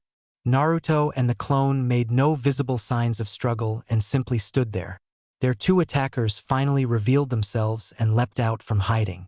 One was holding the wire while the other out in front held up a pair of knives ready to finish the job. Both wore the symbol of the Amigakure on their forehead protectors. The attackers offered no arrogant expressions or words and only looked at them with a cool stare as they closed in on them. "This is the end," the one holding the knives stated. Naruto shook his head from behind the mask. "No." He raised an eyebrow. "No. Goodbye," Naruto said calmly. Before the rain ninjas could say anything, two gigantic red hands of sand sprung forth from beneath and completely engulfed them. The red sand was a special type of sand that was not only stronger than normal sand but faster as well. The hands held them up in the air in a death grip, nearly crushing their bones. Where?" One of the rain ninjas managed to mutter out. Naruto dismissed his clone as the real Gaara slowly appeared from the ground that had melted into sand. He stared at his captives for a moment, deciding something, then raised his hand up into the air and said as he closed his hand into a fist, "Sabaku Shaoshin." Both men shuddered violently, their eyes rolling up into the heads, then dropped lifelessly. Gaara let hands of sand disperse and the limp bodies fell to the ground. "That technique almost looked like," a whisper came from the bushes. Normally, no one but the speak would have heard it, but Naruto's keen ears did. "Come out right now," Naruto shouted suddenly, surprising Gaara. Gaara looked in the direction that Naruto was speaking to. "If you try to run, I will kill you." A female figure came into view. Hesitantly, she approached Gaara, who caught himself taking a startled step backwards. "Gee, Gaara?" Temari asked cautiously. She took another step closer to him. You're Gaara, aren't you?" Gaara didn't answer immediately. "No." He started past Temari without looking her way. A hand latched onto his cloak, stopping him. "I know it's you," Temari said, her voice slowly sounding more assured of herself. Though he was mostly covered by his cloak and mask, he still had his signature features that she recognized. The character written onto his mask and his large gourd of sand, though now painted a blood red. His red hair was still short, though he had grown physically since she had last seen him.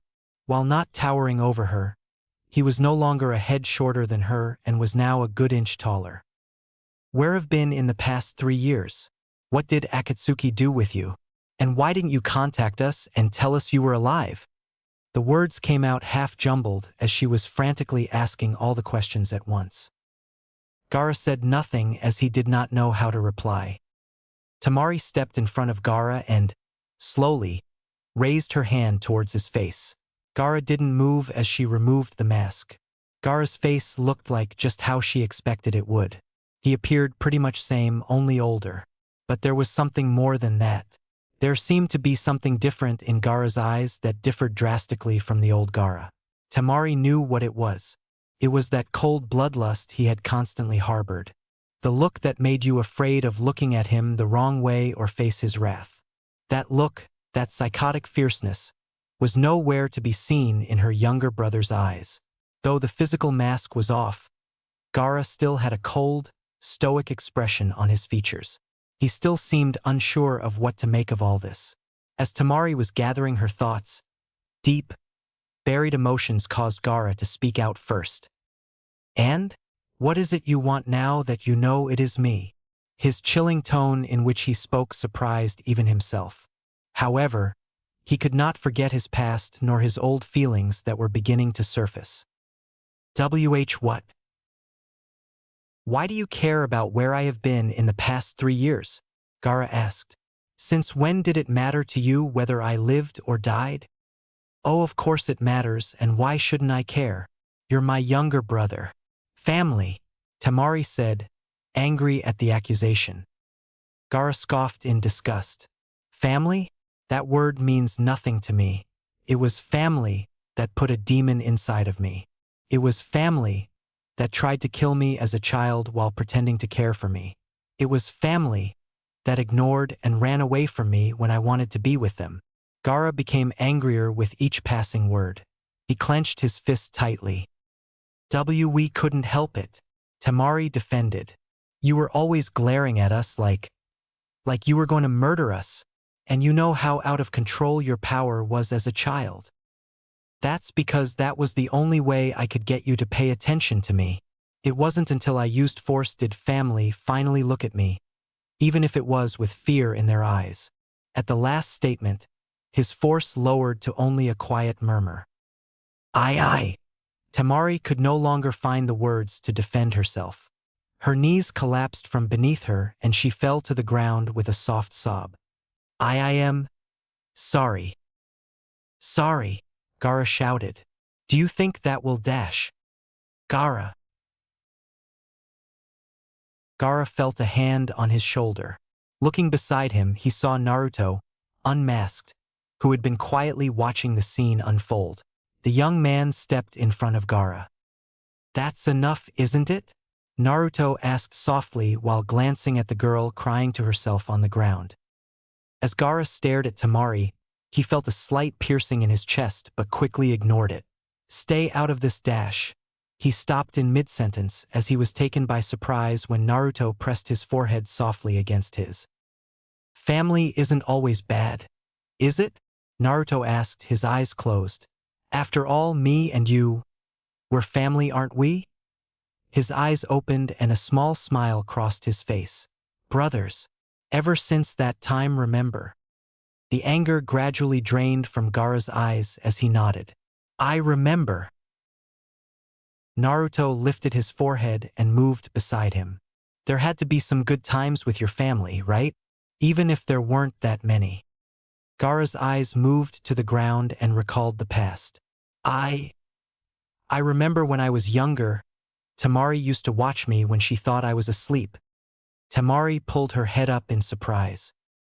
I could never truly sleep back then because of Shikaku. Some part of me was always conscious, Gaara stated. At first, I thought it was because she was thinking about killing me in my sleep, but one time I remember I was having a nightmare. It was a bad nightmare and I must have been crying in my sleep. That's when I felt someone take me in their arms and cradle me gently. Whenever I had those nightmares, that person always seemed to be there to comfort and calm me. And make them go away. Make the demons go away. A boy cried. Shoo, it's all right. I won't let them hurt you. It's all right now. Gaara finally looked up from the ground to Tamari. That was you, wasn't it? Tamari cast her gaze away, her cheeks colored with a light blush, and nodded. You always looked so harmless in your sleep. I could forget that you had a tailed beast inside you. She stood up and looked at Gaara hesitantly. Gaara, I'm sorry. I know that change won't change the past, but I hope you'll forgive me. I forgive you. Tamari smiled, and without a second thought she wrapped her arms around him in a fierce hug. Thank you. Gaara stood there, accepting the embrace, but speechless and confused as he had no idea of what to say or do in such a situation. Cautiously at first, his arms came up to wrap themselves around Tamari, returning the hug. A small smile crept up onto Gaara's face. This feels good, he thought. Abruptly, he blinked in surprise as he felt a wetness slide down his cheeks. I'm crying? Why am I crying? Because you're happy, Gaara, Naruto said, smiling. Oh, I see. And that was all that was said for a long while. After a comfortable silence, Gaara and Temari released each other. Temari was the first to speak up again. What happened to you after you were kidnapped? What did Akatsuki do to you? They trained me. They taught me how to control my powers and become stronger. I have been with them for the past 3 years now, Gaara said. Though I was at first with them against my will, I am now a part of them of my own free will. I have no regrets. Gaara stared at Temari in the eye. Temari, I have no intention of going back to Suna. I see. Temari looked down for a moment before raising her head with small shake. It doesn't matter. You're alive. Her gaze then changed to Naruto with a curious, slightly cautious expression. Who is he? Temari took the time to fully analyze the stranger before her for the first time. Her attention had been so focused on Gaara that she had almost forgotten about his presence. The man was handsome, there was no doubting that, but that wasn't what she was looking at. What garnered her attention were his sharp, long nails, which she found odd, and particularly the whisker-like markings on his cheeks. She couldn't quite put her finger on it, but the markings reminded her of someone. There was also one other thing, his eyes. They were bright yellow with slitted pupils like an animal. They were almost frightening. When she had first been discovered by the man, she caught a glimpse of his eyes through his mask. The fear she felt then was similar to the fear that surfaced when she looked into the eyes of Gaara when he loses control of his power. The sensation of being pierced by a predator's eyes right before he devoured you. However, as she peered deeper into the man's eyes, she could tell that they were now different, as if she was no longer deemed a threat by him. There was no bloodlust in eyes. Only the hint of a dull sadness remained. You're staring, Naruto stated. Temari blinked and flushed slightly as she turned away her eyes. Sorry. I believe you met him before during the Chunin exams, Gaara said. His name is Naruto. He fought with me when we attacked Konoha. Temari's eyes widened. You're that kid. Now that she knew who he was, it was true that he resembled the hyperactive boy from so long ago. Naruto nodded in acknowledgement. Geez, I can't believe that brat turned out like this, she thought in shock. He looks so, Temari shook her head furiously, an embarrassed expression on her face. Looks aside, I'm surprised he turned out to be so reserved. I wonder what happened to him, she thought. Out loud, she asked, why is he with you? Like me, he was also kidnapped by Akatsuki 3 years ago, Gaara began explaining. He is now my partner in this mission. This mission? Temari asked, eyebrow raised. Why are you here at the Jounin exam anyways? What exactly are you two doing here? Gaara and Naruto exchanged glances.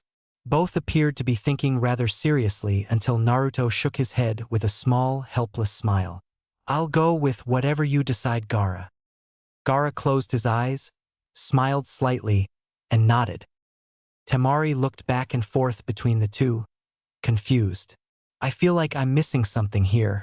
What exactly happened between these two during those 3 years? The Gaara I knew wouldn't have acted this friendly towards anyone, including myself and Kankuro. Gaara's expression became serious as he turned back to Temari and said in a stern tone, Temari, you and Kankuro must leave the Konoha vicinity immediately. What? Why? Because you are in danger. I can't go into further detail. And so you expect me and Kankuro to abandon the exams just like that? With no explanation? Gaara nodded. Yes, it's for the best. Her eyes shot open. You must be joking, Temari said in an outburst. For one, we'd be a disgrace to everyone in Suna if we just got up and left. It doesn't matter because the exam is going to be cancelled. Again, Temari looked confused. What? By who? By us. Temari's eyes widened. What? You can't be serious? There are bigger things happening here than you and me, Temari, Gaara said. You will be danger if you stay here. Tamari narrowed her eyes. I can take care of myself. I am one of the representatives for Suna after all.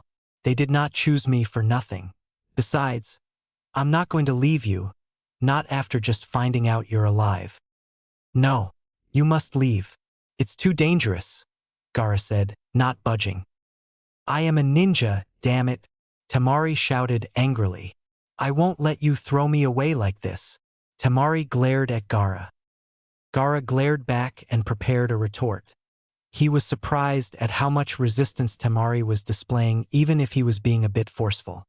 He had been so used to having Tamari and Kankuro follow his every word without a single word of disobedience before. He had expected it to be same. Inwardly, Tamari herself was also surprised. It seemed so much more easier to think of this new Gaara as simply her younger brother, rather than a boy containing a demon. She had no idea what it was or why she had lost that fear of him. Perhaps it was because she had not seen him for over 3 years and that her feelings about him had changed over time. She had thought she lost him once and she wouldn't risk losing him again. Naruto stepped in between the two and held up his hands. Calm down, calm down. How about we let Tamari and Kankuro accompany us? That way we can protect Dash. I don't need anyone to protect me, Tamari immediately cut in. Watch over them, Naruto finished. No, Gaara replied. Naruto sighed. If Tamari wants to stay here, there's not much we can do about it anyways. Where is Kankuro, Tamari? Naruto asked her. Tamari thought for a moment. Well, we said that we would meet around over there, she said, pointing southeast. Since we had lost the trail, we had been following the tracks of 2 other teams, but they went in different directions a little while back. About 30 minutes ago, I think. Naruto looked off in the southeast direction before turning to his partner. Gaara, take Tamari and get Kankuro. Southeast is the direction opposite of where the exam is. We don't have time to go and come back to get an emerald without risking being passed by too many teams. I will go and pick both us up 2 emeralds. We'll meet back at the dead trees, right before the bridge south of here on the west side. If any team possesses an emerald, they must pass through that point because that's the quickest route back. Although she was surprised that Naruto had come up with a plan so quickly, she said, that plan is ridiculous. Do you really think you'll be able to just waltz in there and take the emeralds without being killed by the other teams? Yes. I don't like relying on you, Tamari said blatantly. Why don't you just come with us, then we'll go get the gems together. Can't take that long. At least not enough for the other teams to pass us. Naruto shook his head. Before the fight with the AIM ninja, there were 3 teams ahead of us. I'm sure that at least 3 other teams have passed us since then. What? That many already? Yeah. Naruto turned away from them in the direction of the emeralds. I move faster alone anyways. I'll be back. He was about to leave, but he paused abruptly. He stood, contemplating something for a moment, before he said one last thing. Though I doubt this will happen, Naruto began, his back facing them. As a last resort, if 5 teams have already passed, and I'm still not back yet, then just stop the other teams and take their emerald. I'll meet back with you guys at Konoha. And with that, he vanished. Will he really be able to do it? Tamari asked after a moment. He will. I have no doubts. But then why did he say the last part? If he doesn't get back in time? Tamari asked. Gaara stared off into Naruto's direction. I have a feeling that is because if he meets a certain person out there, he will go out of his way to kill him. Gaara added a thought to himself. Although that's not supposed to be part of the plan. Naruto, I hope you know what you're doing. 2 ninjas, bruised and bloodied, glared at each other from a distance while they both took in haggard breaths of exhaustion. Both were still in fighting stances, kunai in hand. The 2 enemies grinned at each other simultaneously. From the looks on their faces, it seemed as if they were enjoying their brutal fight to the death. In a way, they were both on their own terms. However, the fight was beginning to stretch out dangerously long, and they knew it would have to end soon. In appearance, they both seemed to be equally battered with numerous cuts and burns scattered throughout their figures. But, they both thought. Enko grinned. The shadow frowned. I need to do something soon. I'm running low on chakra and I can tell she still has a lot more left than me. I never thought I'd have to resort to using it. I had no idea that she was this strong. Enko broke the silence. As fun as this is, I'm going to have to end it soon. Last chance to give up. She received no answer. Fine then. Let's finish this. Chapter 7. Discovery. The surroundings of Konoha was a serene, peaceful landscape. It was a secluded place, like many ninja villages, but had any average person stumble upon this place, they would not suspect that the inhabitants were members of the dark society.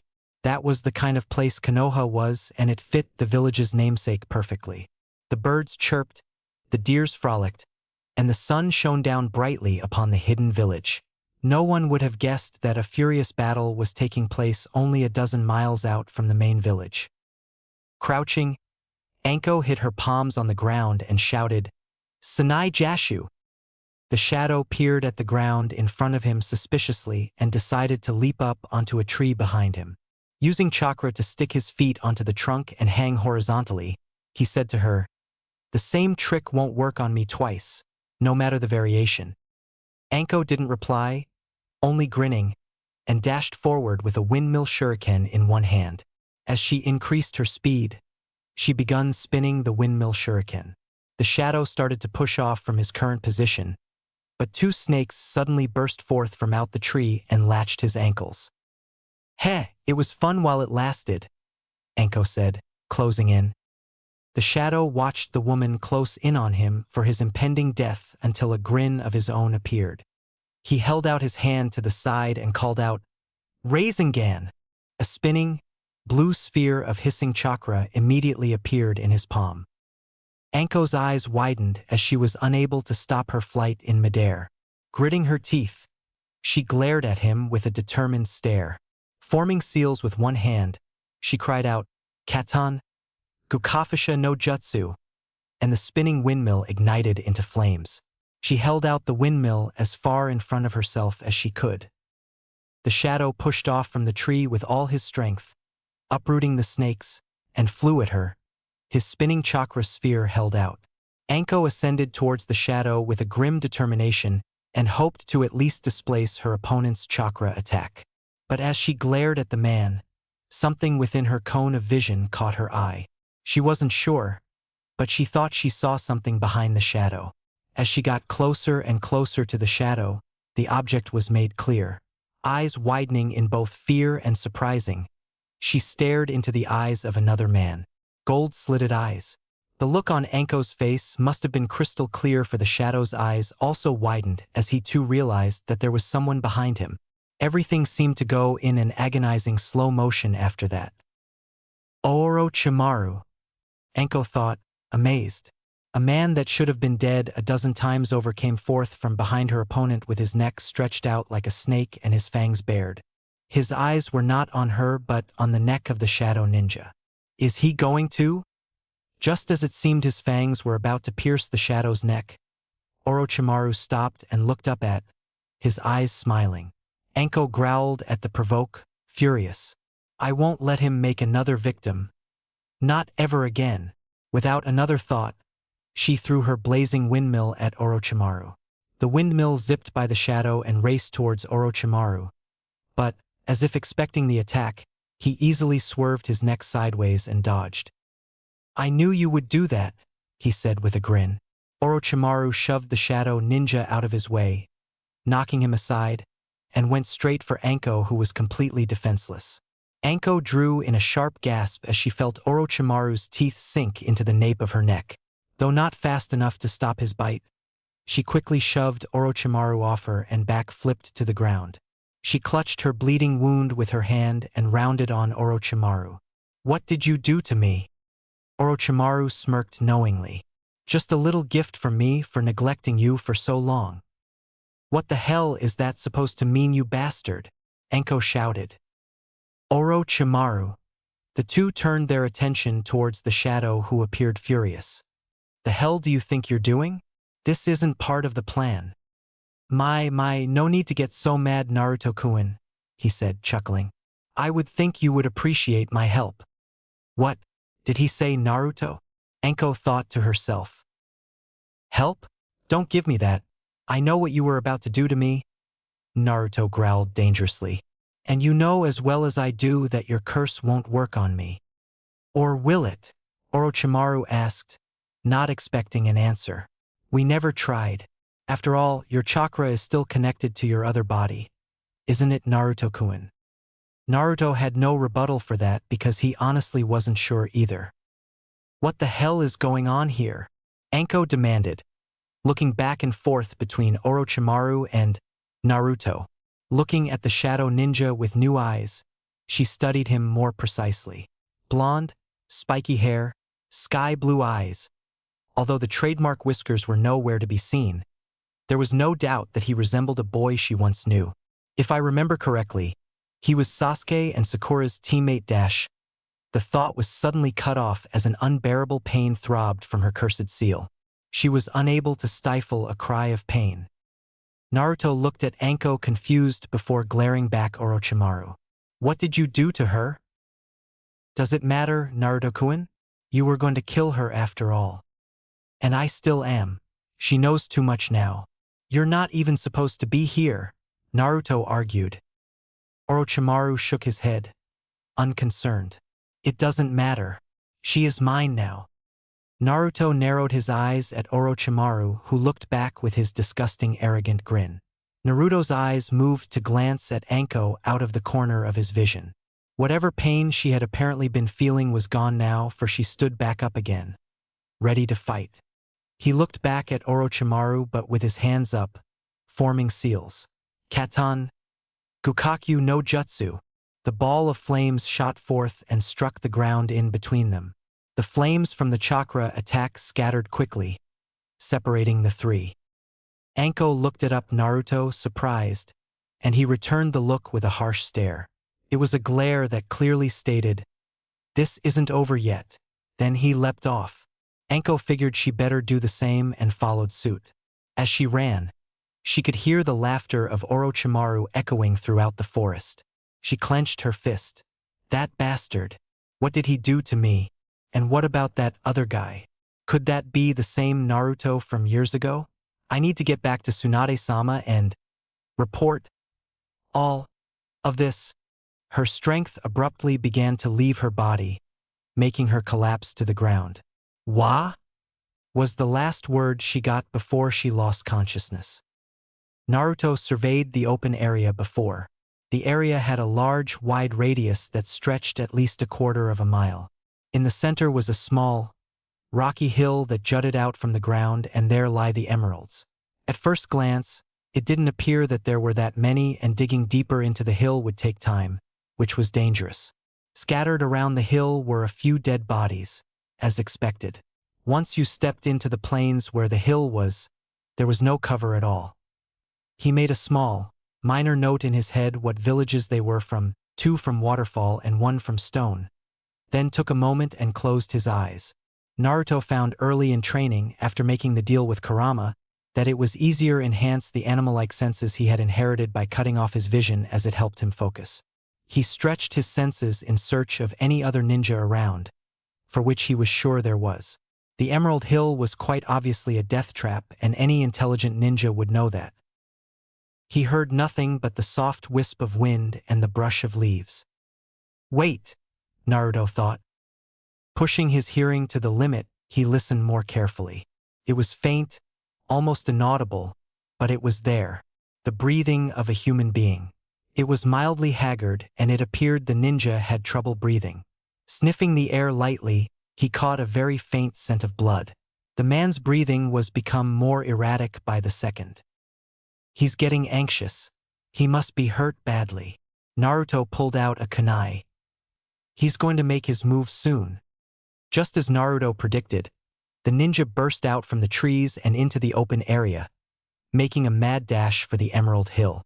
Naruto caught a glimpse of his headband. He was from stone. That meant his teammate was dead. The ninja from stone quickly snatched an emerald out of the rocky hill and ran back to cover as fast he possibly could. Naruto watched all this patiently until the ninja reached the forest, then he leapt off the branch and began tailing the stone ninja. Naruto held his kunai in front of him and increased his speed. Now! Naruto leapt out at the stone ninja, intent on pouncing. As he did so, however, directly across from him, on the other side of the stone ninja, there was another Chunin who had apparently the same plan as Naruto. All three of the ninja's eyes widened in surprise. The stone ninja was first react as he was in between both of them. He leapt towards the other ninja that had appeared, who immediately responded and slashed out at him with a claw-like hand.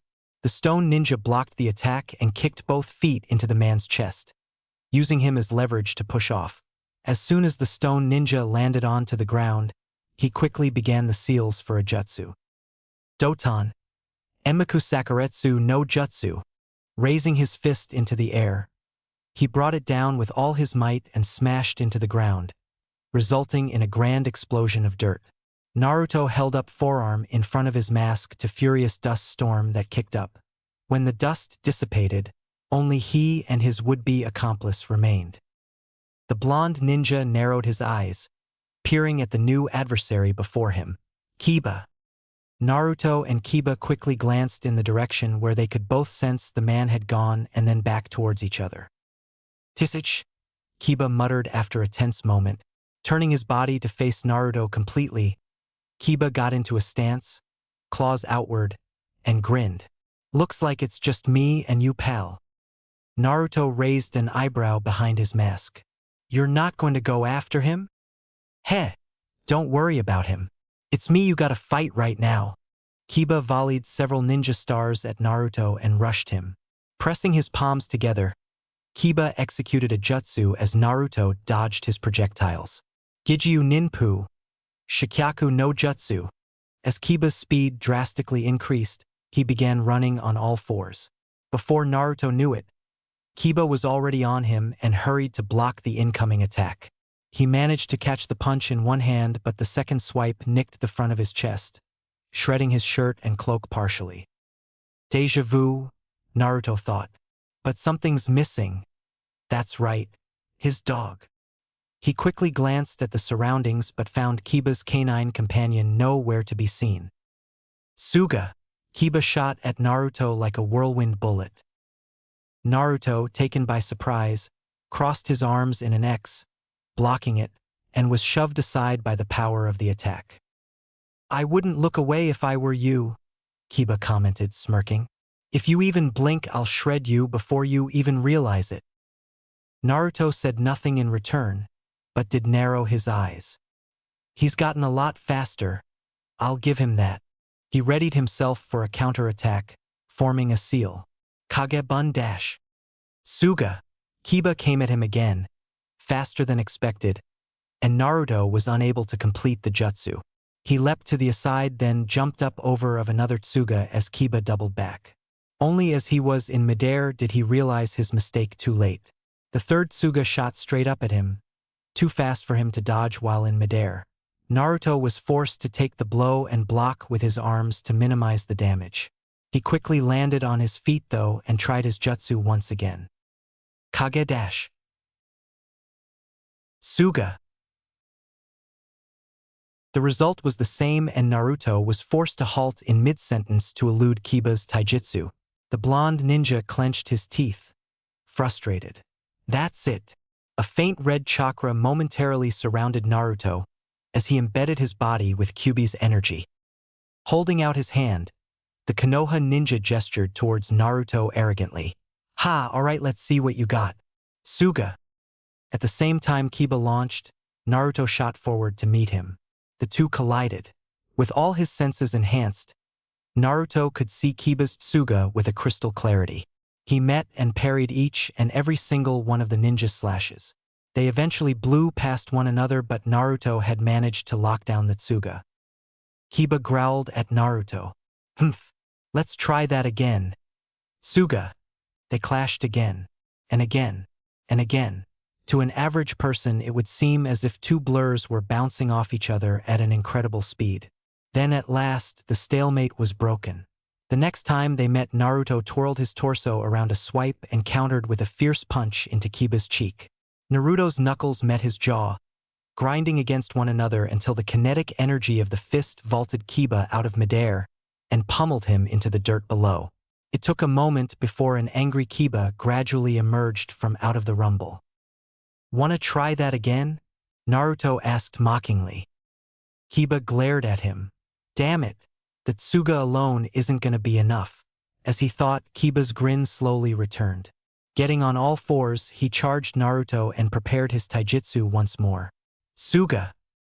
Naruto dashed forward to meet him, but his target had other plans. Kiba flew right past Naruto without even touching him. Naruto looked back at Kiba, confused, who was still grinning back at him. Just as Naruto was returning to the ground, a dog burst forth out of nowhere and chomped onto his shoulder viciously. He groaned out in pain and hastily shook off the dog. The dog took the throw in stride and landed on his feet beside Kiba. Hee. Good job, Akamaru. Kiba congratulated, patting the dog on the head. Damn, I had forgotten about that stupid dog, Naruto thought, glaring at the beast who growled back at him. Akamaru had grown since Naruto had last seen him. The dog now appeared to be a young adult, his height reaching just past Kiba's waist. But I thought I told you to stay with Hinata? Kiba asked his companion. The dog shook its head and barked a couple times. She said she could take care of him herself and sent you back to help me? Alright, I hope Hinata can handle that guy. Huh? Oh yeah, you're right, Akamaru. She can take care of herself, and that guy was injured anyways. Kiba turned to Naruto with a victorious smirk. It's over now. Let's wipe the floor of this guy, right, Akam? Huh? What's wrong? Akamaru's growling was abnormally intense at Naruto, who was clutching his shoulder with his hand. The animal seemed completely fixated on him. Akamaru? Oi, Akamaru! The dog finally snapped out his trance and started barking words to Kiba. After a few seconds, Kiba's head snapped from his dog to Naruto with wide-open eyes full of shock. No way. That can't be him, Akamaru. There's no way in hell that guy is Naruto. Chapter 8. Confrontations. A sea of dead bodies surrounded a single teenaged boy who stood alone in the macabre chaos. Bleeding and breathing heavily, he struggled to keep standing and forced his weight to lean on both knees. The boy was startled when one of the seemingly dead bodies suddenly latched onto his ankle desperately. The downed man glared at the young teen with a furious hatred. I won't let you touch our village. A sickening crunch cut into the man's final words. The young man removed his foot from the dead man's neck and stared down at the body with unreadable eyes. Why do they fight so fiercely for this tiny village of theirs? These people don't stand a chance in hell against us, but they keep fighting. I don't get it. Images, unwillingly, began appearing in his head. Images of people he once knew, from a village he once lived in a time that he could never go back to. It all seemed like so long ago, but in reality, it really wasn't. How much he had changed in such a short amount of time. Abruptly, his senses began to go off incessantly, alarming him. He quickly looked up and peered into the misty distance. A line of shadows were just barely visible, but there. Damn it! On the other side of the mist, the soldiers marched. One man stood above the rest, atop of a decorated horse. Tich the demon was around here somewhere. It was. A distraught man told the general. The general raised an eyebrow. Are you certain it wasn't an illusion? The scout shook his head vigorously. And no, I'm positive. Just that demon fox. It slaughtered everyone, he said, his voice barely a whisper. His eyes appeared haunted as he retold his tale of horror. We didn't stand a chance. The general nodded solemnly. I see. Prepare yourselves, men. It appears our enemy has made a deal with the devil, but we will not give in. Aye! The soldiers behind him resounded in a cheer. They continued deeper into the valley. the area was oddly silent, with only the clank of the soldier's armor and footsteps to be heard. The general's horse gave a squeal suddenly, halting in its trot. The general narrowed his eyes. "Get ready, men!" Weapons drawn, they stood anxiously awaiting their enemy. A long, uneasy moment passed. Then they appeared.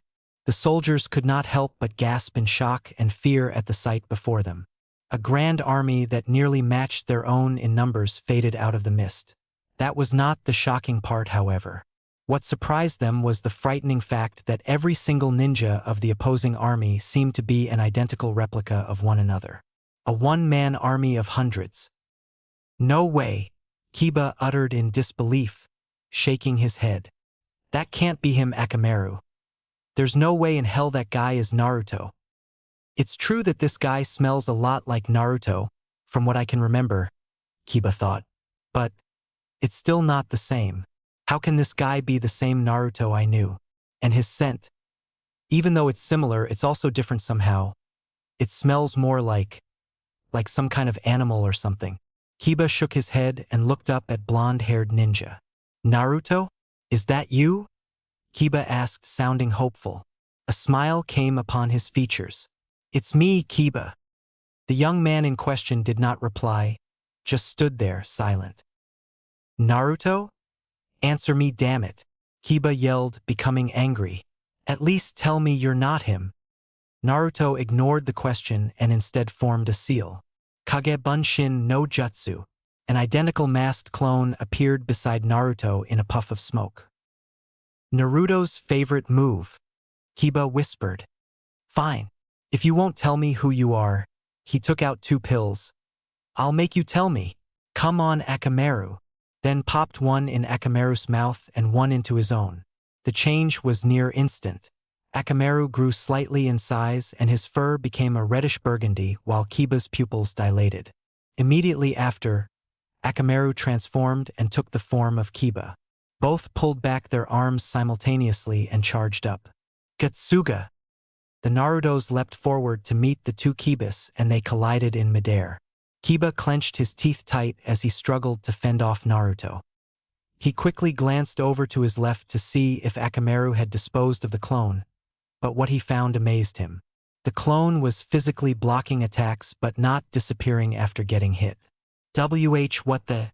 The clone matched each of Akamaru's slashes and then countered, delivering a fierce kick into Akamaru's chest. The dog smacked into the ground, causing him to revert back to his normal form.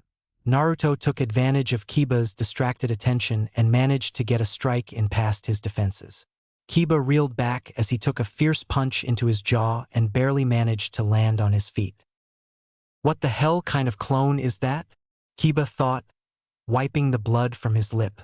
Normally clones can't take much damage before vanishing, but Naruto's was exchanging blow for blow with Akamaru. What's going on? While Kiba was contemplating this, Naruto gestured to his clone. The clone nodded and charged at the 2 while Naruto quickly formed a sequence of seals. "Doton, Doryu Kazui no Jutsu," Naruto called out, and stamped his foot onto the ground. The ground beneath Kiba and Akamaru transformed into a gigantic spike that nearly pierced both of them, but they were quick enough to avoid it.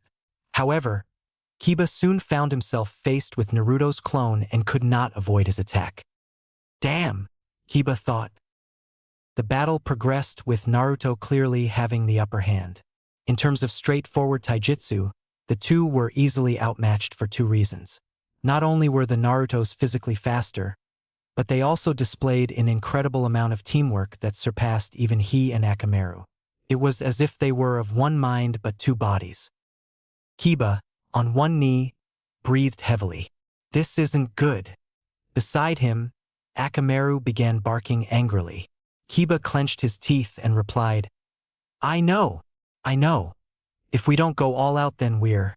Kiba glanced at Naruto, who calmly stared back.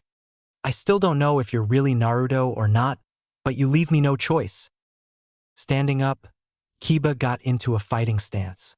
"Let's do it, Akamaru." His canine barked in acknowledgement and the 2 leapt up into the air. Inazuka Ryu Jinju Henge, concentrating his chakra, He focused it into a fine stream that began to mix into Akamaru's own. Suturu. Naruto carefully studied the drooling, gigantic beast before him, analyzing his next move. Close combat was now out of the option as the two-headed wolf was nearly 4 times his size and probably easily outmatched him in strength.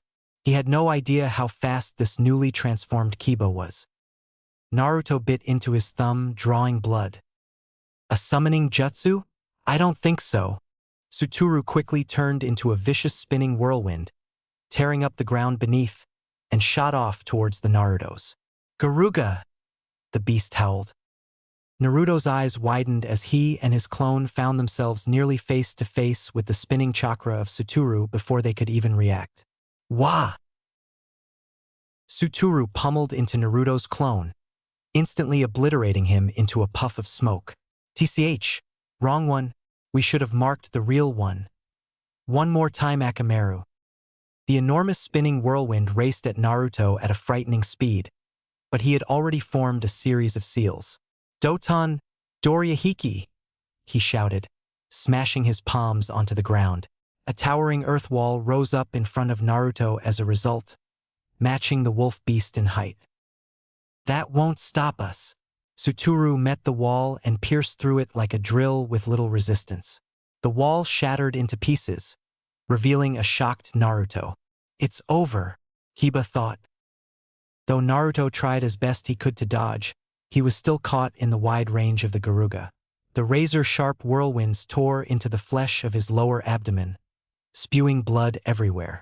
Landing, the corners of Suturu's monstrous mouth twitched upwards into a victorious smirk as they looked at the result of their attack.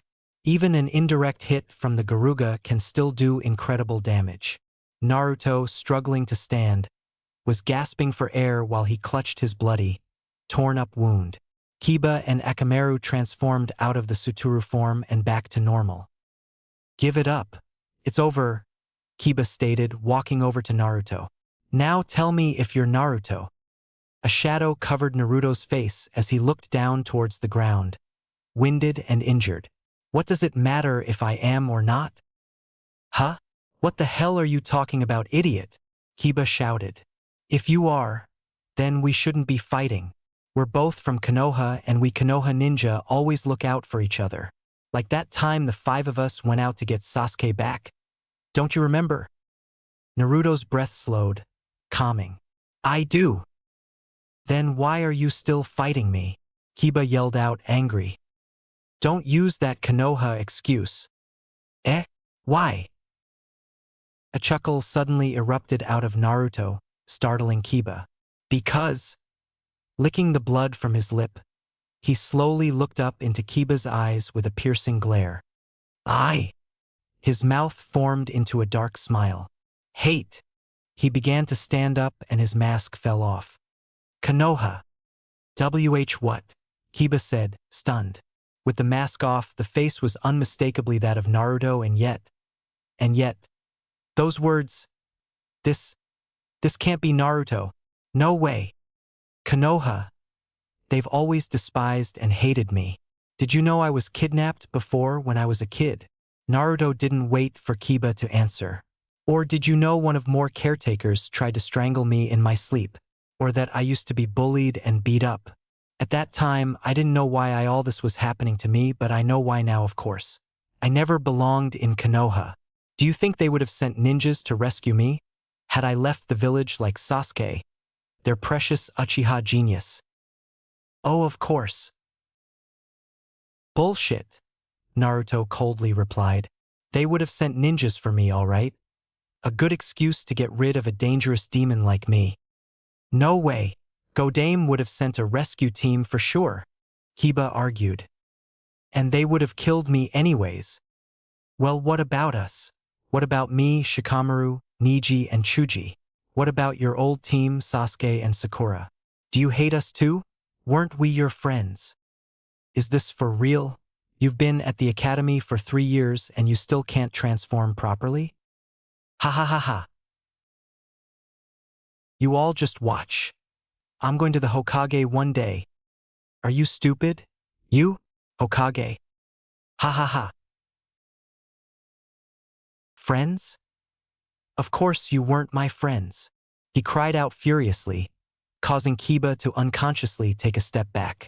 Emotions long buried rose up from the depths of his mind.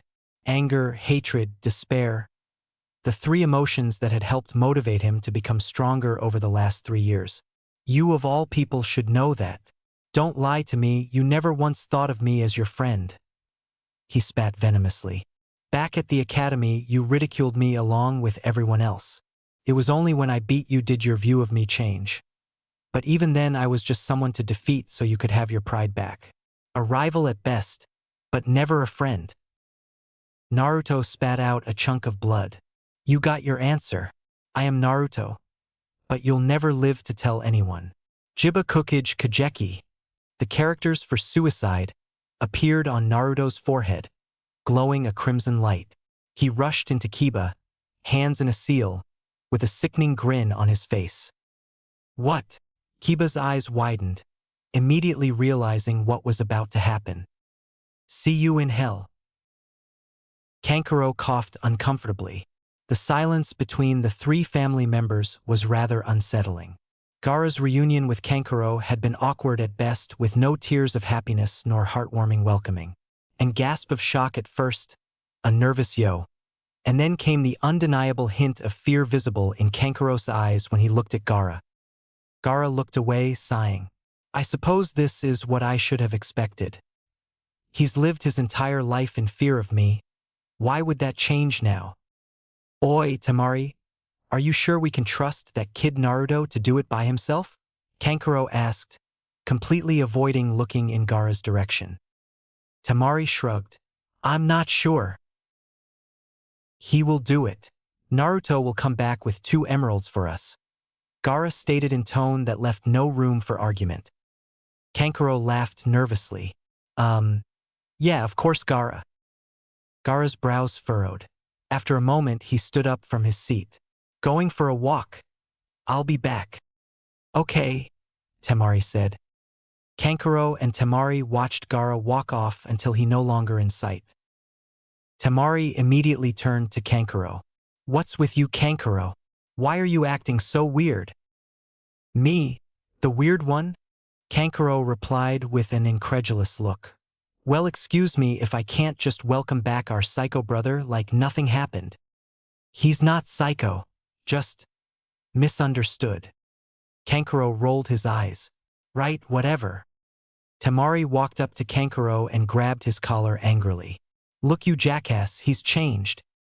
He admits that he was a little messed up back then, and we didn't exactly help by being a caring family. A little, Temari. He killed our uncle when he was like 6 years old. Temari narrowed her eyes. You know that Gaara was only defending himself. Kankuro, what's really going on? Even back then you never acted this scared of Gaara. Kankuro looked away uncomfortably, avoiding Temari's interrogating eyes. Well? Temari, it's like staring at a damn ghost every time I see him. Do you know how many times I wished he would just die and never come back then? Kankuro asked. And then one day he's gone. My wish came true. Temari, what was first reaction when they told us Gaara had been kidnapped? And don't bullshit me. Temari released his collar and gazed away, ashamed. Confused at first, then maybe just a little happy after that. Exactly. And the first thing I thought when Gaara showed up again was that he had come back to kill me. As if he knew that I had wished he was dead. Kankuro finished, exasperated. Hell, how do I know he still won't? We should get the hell out of here before he dash. Kankuro, Temari cut in. I told you he's changed. I can tell. We still have a mission to do. Represent Sand and achieve Jounin rank. And I'm staying here to complete it. But you heard Gaara. They're going to ruin the exam anyways, and it's damned obvious that it's going to be more than just that. It's just like 3 years ago all over again when we attacked Konoha. I know. But I'm not just going to get up and run away just like that. Temari crossed her arms. If you want to run, go ahead. I won't stop you. But I'm staying here with Gaara. the brother I haven't seen in 3 years. God damn it, Temari, Kankuro shouted angrily. Fine. If you want to stick around to see if he kills you, then see if I care. 'Cause I won't. I'm out of here. With that, Kankuro took off into the forest and disappeared. Temari stared in Kankuro's direction with sad eyes. Kankuro? She sat in silence, alone, for a long while. Some brush near her started shuffling suddenly, catching her attention. Kankuro? It was not Kankuro that revealed himself, but Gaara, who emerged from the bushes. Oh, it's you, Gaara. As she saw Gaara looking around the area, obviously searching for Kankuro, she looked towards the ground. Kankuro, he left. I don't think he's coming back. I know. Temari looked up, surprised and shocked. Why, you mean you heard us talking? Gaara looked off into the distance. No, I just figured he would do something like that. It was obvious from the way he looked at me. Oh, Gaara, I'm sorry, Temari murmured apologetically. He shook his head. I understand. It's better this way. He won't get involved now. Gaara. Temari clenched her fist, glaring in the last direction Kankuro was, and thought, damn it, Kankuro. Chapter 9. Anxious Hearts. Huh? What happened? The eyes of Kiba opened gradually as he awoke. Wah! As he oriented himself, the memories of just moments before came to in a flash, causing his expression to become solemn.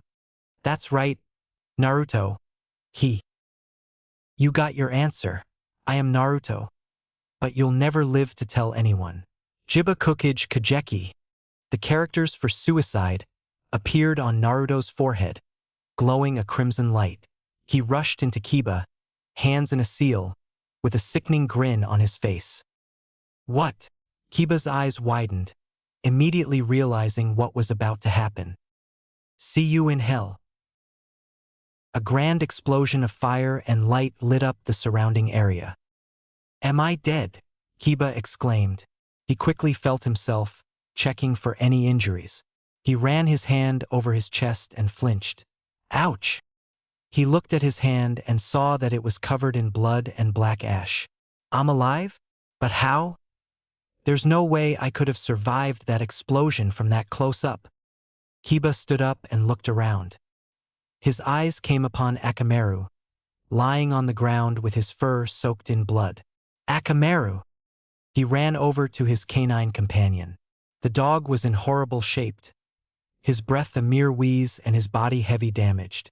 Kiba knelt down and cradled Akamaru's head in his arms. Why, you jumped in front of me at the last second, didn't you, boy?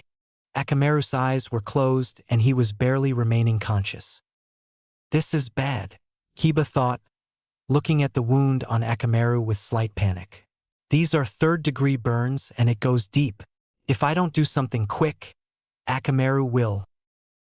I have to hand it to you. That dog is loyal, isn't he? Kiba's eyes widened at the sound of the voice. No, it can't be. Slowly, he turned around and stared at the source of the voice with shocked eyes that refused to believe the reality in front of them. I saw you die. Naruto stood before Kiba with only the scratches from the Tsuga and Akamaru's bite marring his body. Other than that, he appeared to be in far better shape than Kiba. You saw my shadow clone die. What? That's impossible. We destroyed the clone. You did, Naruto agreed. But I made another one. After I used the Dorihiki, I made another clone from behind the wall and hid. Naruto smiled darkly. It's too bad though. Looks like Akamaru's courageous act was all for nothing. You bastard. I'll kill you for hurting Akamaru. Kiba screamed, making a jump at Naruto. Naruto started to leap forward to meet Kiba, but just out of the corner of his eye, he saw a kunai flying straight at him and had to dodge. Kiba-kun, are you all right? Kiba turned to the familiar voice, surprised. Hinata. Their Hinata was standing before Naruto just as he remembered. Her soft, timid features apparent though mixed with a quiet, yet prominent fierceness caused by the heat of battle. Her body had evolved into the form of an athletic but petite young woman. Her dark blue hair was also longer and now draped down her back. Kiba quickly whipped around to see what Naruto's reaction was, but he had already re-equipped the Hunter-nin mask. "K Kiba-kun?" "Oh, why yeah, I'm fine," Kiba said, somewhat nervous and distracted. He couldn't help but think about what Naruto was going to do. Would he reveal himself to Hinata? "What are you going to do, Naruto?" Hinata took a moment to glance at the enemy ninja. The young man wasn't looking in her direction at all for some reason. She blinked in confusion when realized that her heart had abruptly quickened its pace. "Why? Is my heart beating so fast?" Could it be that she couldn't help but tremble at the incredible power she felt emitting from the unknown ninja? It was true that an enormous power radiated about him like a violent torrent, a force that had momentarily overwhelmed her when she first stepped onto the battlefield. The strength was animalistic, a mysterious beastly chakra that she had never felt before. Not even from Kiba, a ninja who was very much in touch with his inner beast. For some reason, though, a part of her told her that it wasn't fear that was causing the odd sensation, making her body tremble. It was something different. There was something very nostalgic about this unknown ninja. Though she couldn't see his face, there was something about the hair and chakra that was very familiar. Kiba's voice snapped her out of her daze. "Hinata, can you please help save Akamaru? He's injured badly. I don't know what to do." Hinata's eyes found Akamaru's motionless body and gasped. She quickly ran over and began treating the dog's injuries. "Oh no, what happened to him?" Kiba glared at Naruto hatefully. "It's this bastard's fault. I'm gonna kill him," he shouted out, forming a seal. "Gijyu Ninpu, Muko Tsum no Jutsu." An aura of chakra appeared around Kiba's claw-like hands. With a burst of speed, he charged at Naruto and struck at his face. Naruto hopped backwards and quite easily dodged by a lengthy distance. Naruto opened his mouth to say something, but stopped, surprised, as he realized his mask had been grazed by the passing blow.